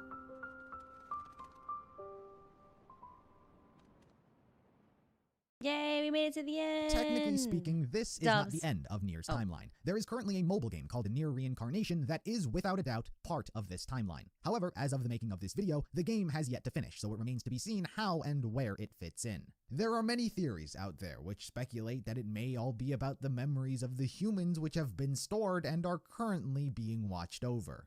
But then again, some believe it may not only be a continuation of NieR's timeline, but Drakengard's as well. Considering this is Yoko Taro we're talking about, making guesses before the product has fully been released is a mistake I'm not going to risk wasting your time on. At least not in this video. So NieR Reincarnation is going to have to wait. In the end, life is ultimately meaningless. It doesn't matter if you're driven by purpose, kill out of revenge, fight for your friends, or fight for nothing at all. Everything returns to nothing. Death is the great equalizer which comes for all. But that doesn't mean life doesn't have value. All beings are capable of experiencing happiness and loss. Even the most unexpected of souls were able to find something worth fighting for. Friends to share in those emotions, and a purpose to keep living on. It doesn't matter that everything is designed to end. It's what's felt during those moments you're there that count. Yay! We did it, guys! We made it to the end of the 6.5 hour long video. Oh, I meant it as a callback to the doves. Yeah, and then also they're there. They're also there, whatchamacallit, in Replicant. So this is really the end. Oh, yeah, wait. Oh my god, guys, wait. I'm gonna snooze this fucking ad. I've snoozed this ad 20 times. I wish reincarnation was in this. That's my biggest complaint. But I'll look into it a little bit. Or play it. Probably not. I probably won't play it. But we made it! This is for sure the last NieR stream, though. We have to, you know, all good things must come to an end. Drakengard playthrough, I'm good. I've seen all I needed to see. And more. I've seen too much, actually. Let's put on some music really quickly. I think the game servers are down. Oh, you can't play it? Oh. Well.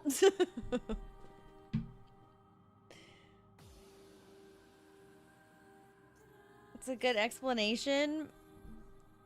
Oh, man. Okay, that's good to know. That's good to know. How am I feeling about all this? I don't even know. I loved NieR. I loved NieR Replicant the most. I'm just gonna say it. Replicant was my favorite. I know a lot of people, and you know, okay, this could be my fault because I didn't do all the side quests and stuff in Automata, but I just love the story. I love the characters the most. But I loved Automata as well, and I loved the 2B and 9S and A2.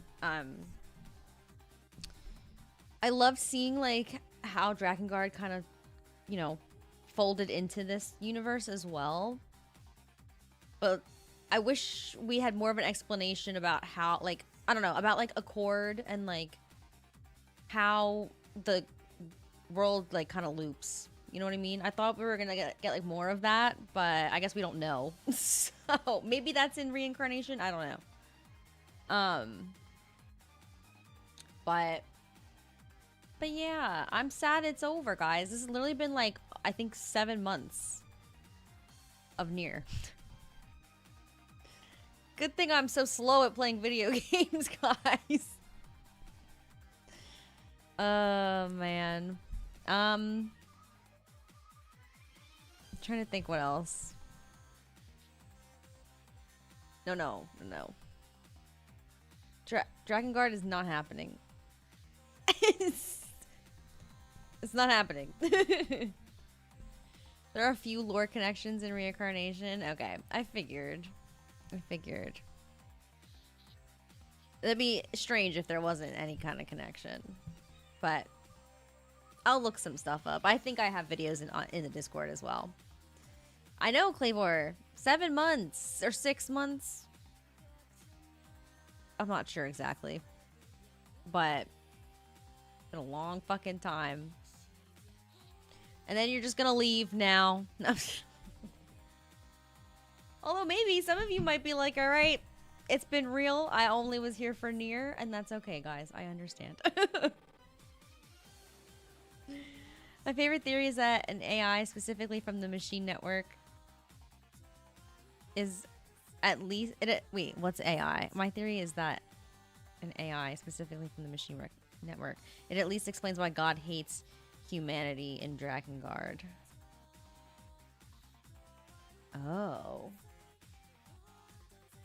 That God is an AI. Oh.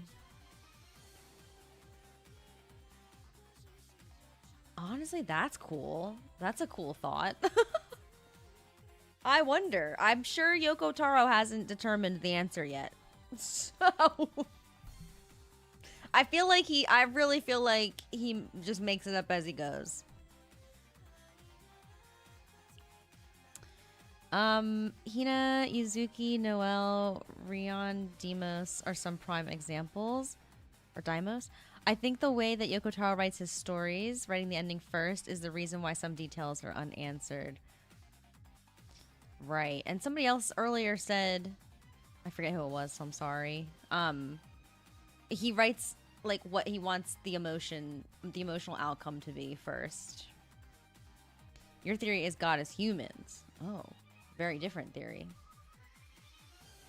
I have to say thanks for your streams, Cloudsi. They helped me a lot through a period where I haven't had a lot of social life earlier this year.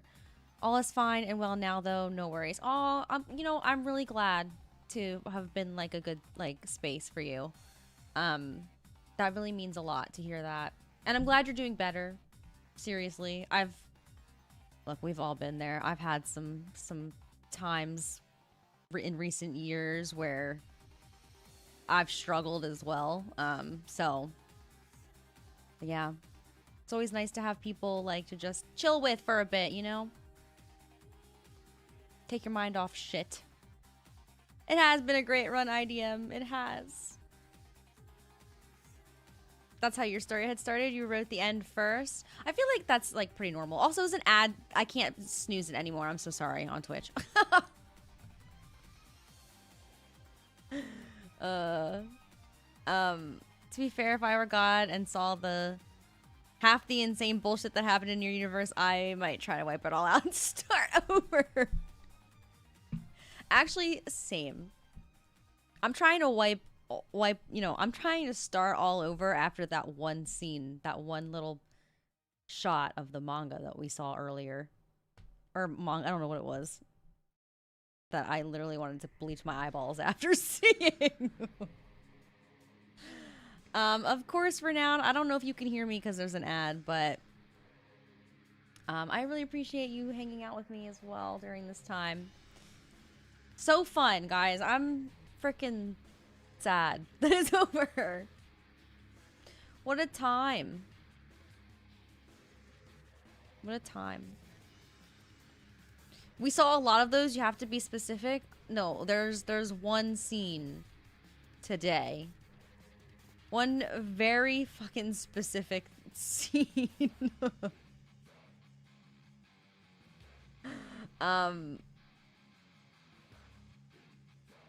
I'm not gonna even reiterate. I'm not even gonna explain. It was like at the 5-hour mark or something in this fucking video. I hope you look forward to seeing Pearl Harbor again in the anime. I'm sure that's in there. I am excited to see more stuff in the anime. Like all of it again. And more.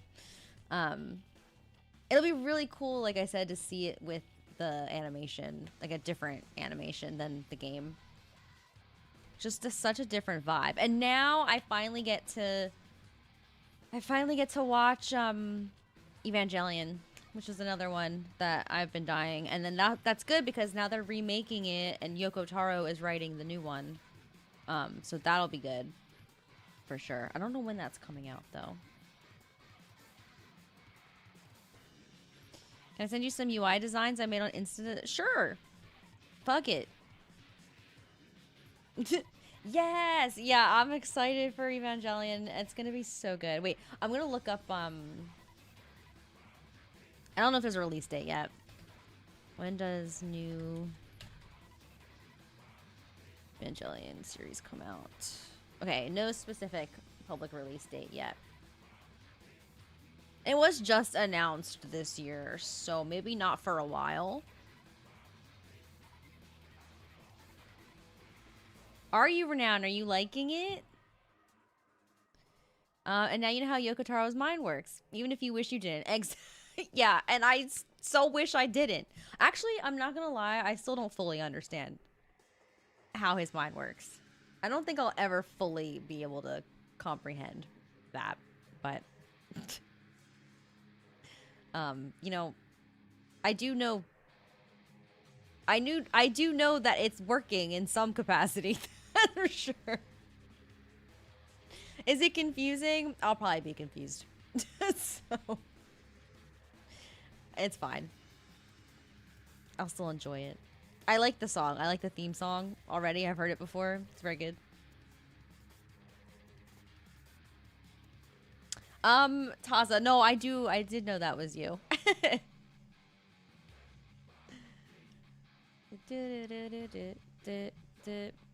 Literally best soundtrack is just from this DLC.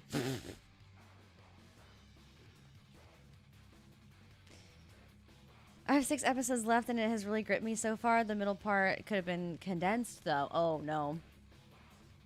I am a little worried. Wait, how many episodes is it? It's only one season, right?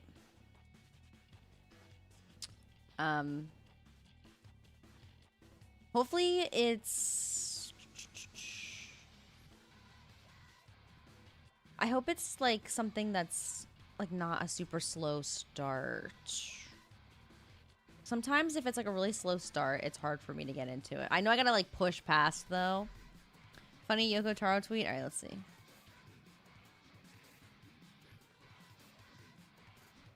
Here, wait. Oh.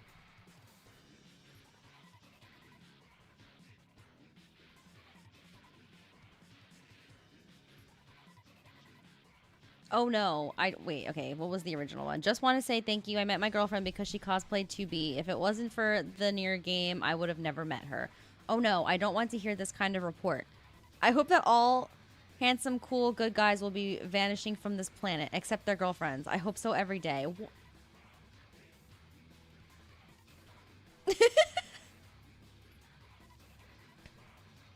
Again, I will never fully fucking understand this person, but you know, it's fine. This is like the craziest thing that he could have said, but okay. Like, damn it. Time to wipe all of my games from existence so that nobody else can find love through it. His writing's so interesting. There's the questionable parts, but then there's the whole lore ropes you in. Yeah, I agree. I do feel like there's a lot. There's so many questionable parts.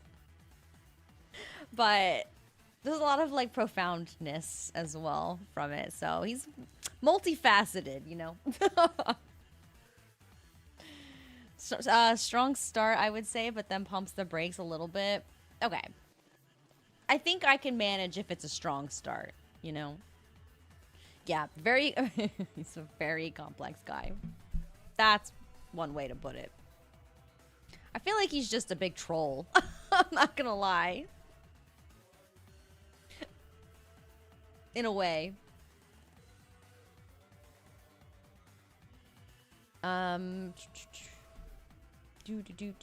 Alright, guys, so... I'm assuming everybody's voted for the next game, right? That, like, wants to vote. I'm not gonna put it up again, guys. Pragmata is winning 10 votes.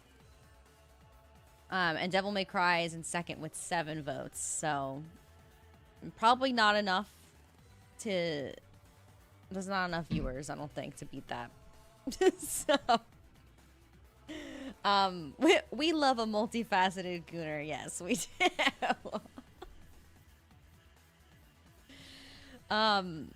So funny. All right. So yeah, I guess next stream will be next weekend, and we'll be playing Pragmata. I'm excited. I think it's not that long of a game, so it'll probably only be like... It'll probably only be like, maybe like 3 streams max. We'll see. I might be really slow, so maybe it'll be more, but I've heard it's not that long. So, and then I'll have to figure out the next game after that. I have some ideas. It might be one of the other games on my poll list. It might be something different. We'll see. Depends on how long Pragmata takes me. Am I excited for Final Fantasy Resonance? I am. I do want to potentially stream that one. We'll see. But I would love to. And I've never done one of those like HD pixel whatever they're called, which looks really sick. And it has all the like different Final Fantasy characters. Hopefully there's no like spoilers for games in it, like other Final Fantasy games. But we'll see. Slaps roof of the Emil head. This bad boy can fit so much trauma. Just the fact that he walks around with an Emil head is like, what are you doing, bro? What are you doing? It adds to his aura. His allure.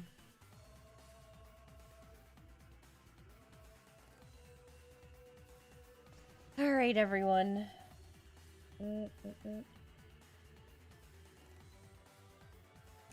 I'm sad.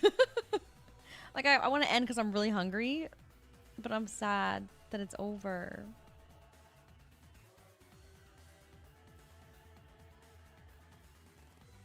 Ajo, hi! Sorry I skipped these streams, but I really want to experience NieR Replicant for myself and maybe play some older games on my PS2. Understandable, Ajo. You definitely should go experience NieR Replicant and then come back and let us know what you think. Genuinely. I'm excited for you to get to experience it. It was so much fun. Just make sure you collect all the weapons. That's my biggest advice.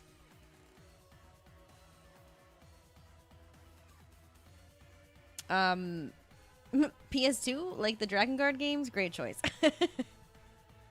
Oh, thanks. I don't know about the best streamer ever. I am one of these streamers ever, though. Don't cry because it's over. Smile because it happened. Yeah. Just smile through the fucking tears.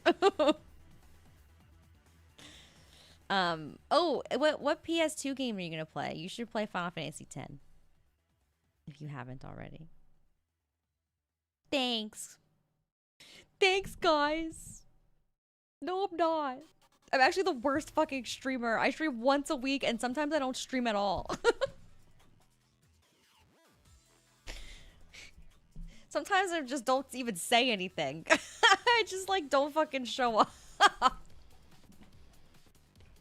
Could you imagine if this was my job and I was just like, I don't feel like showing up today?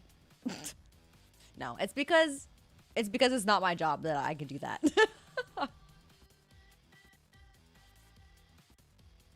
FF10, best game ever. I love FF10 too. Real and based to the FF10 piece, not to the worst streamer ever. Okay, good. Only I can call myself a shit streamer.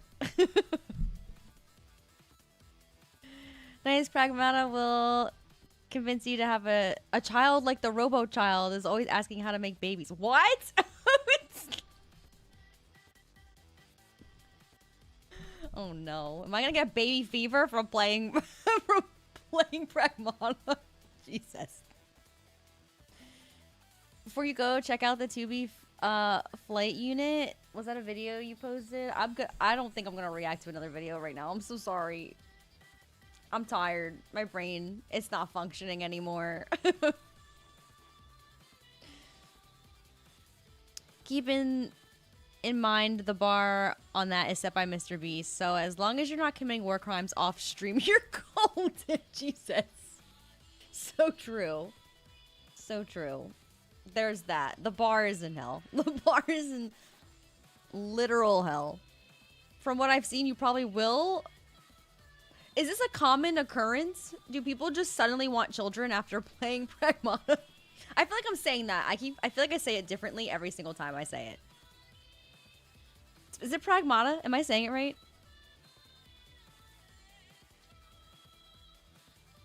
I'm excited. I'm excited. I'm gonna play as a dad, right? I get to be a dad. That's fun. I get to be papa for once. It's more of a dad thing, but it does have that effect. Yeah, okay, yeah. Okay, so all the dads are getting baby fever is what I'm understanding. That's really funny and cute. I'm excited. It's puzzle based though, right? Is there other puzzles? I know it's shoot as a shooter, but oh no, it might actually take me a long time. You might have some rage bait streams ahead of us. Me just sucking at the puzzles. Did you read NieR in that theater performance? I know about that and I'd like to watch your recording. The theater performance? Like some of the live action stuff or what do you mean? The orchestra? Oh, good night, Clavor. Thanks for hanging out as always. Oh my god, 2:30 a.m. on a Sunday. Well, Monday for you. Bless you.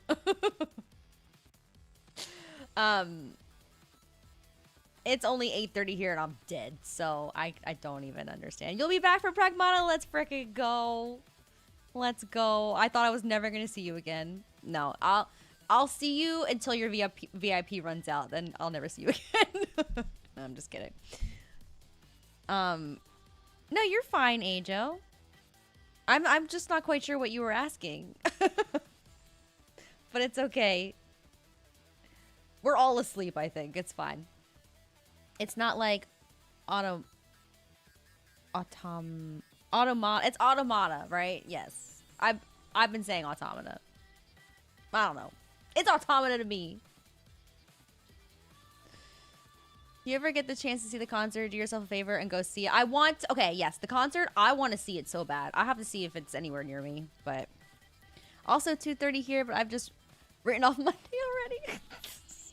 I love that for you. What a mood.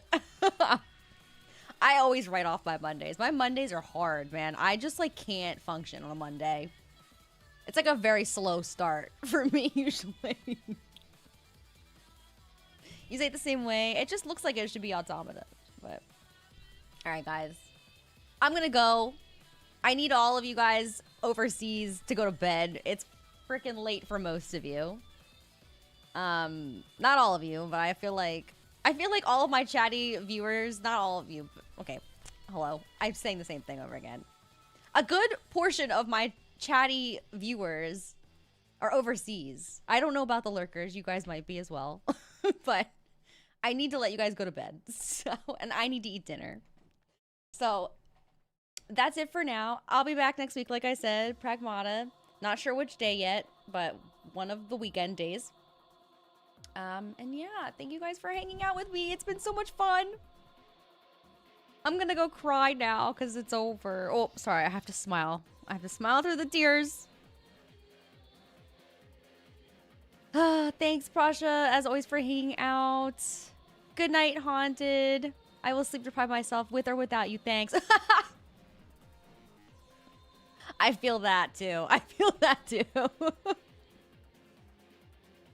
Oh my god, Taza is in the future, in the far future. Amazing. Enjoy your lunch, Taza. Thank you. Whenever you stream, you always put a smile on my face. You're thanks. Thanks, guys. You guys are so nice. Shut up. You guys are amazing. Thank you for always like just listening to my bullshit. Seriously. Streaming has been like so much fun, so. Okay. Enough mush. Enough mush. Everybody go cry yourself to sleep right now.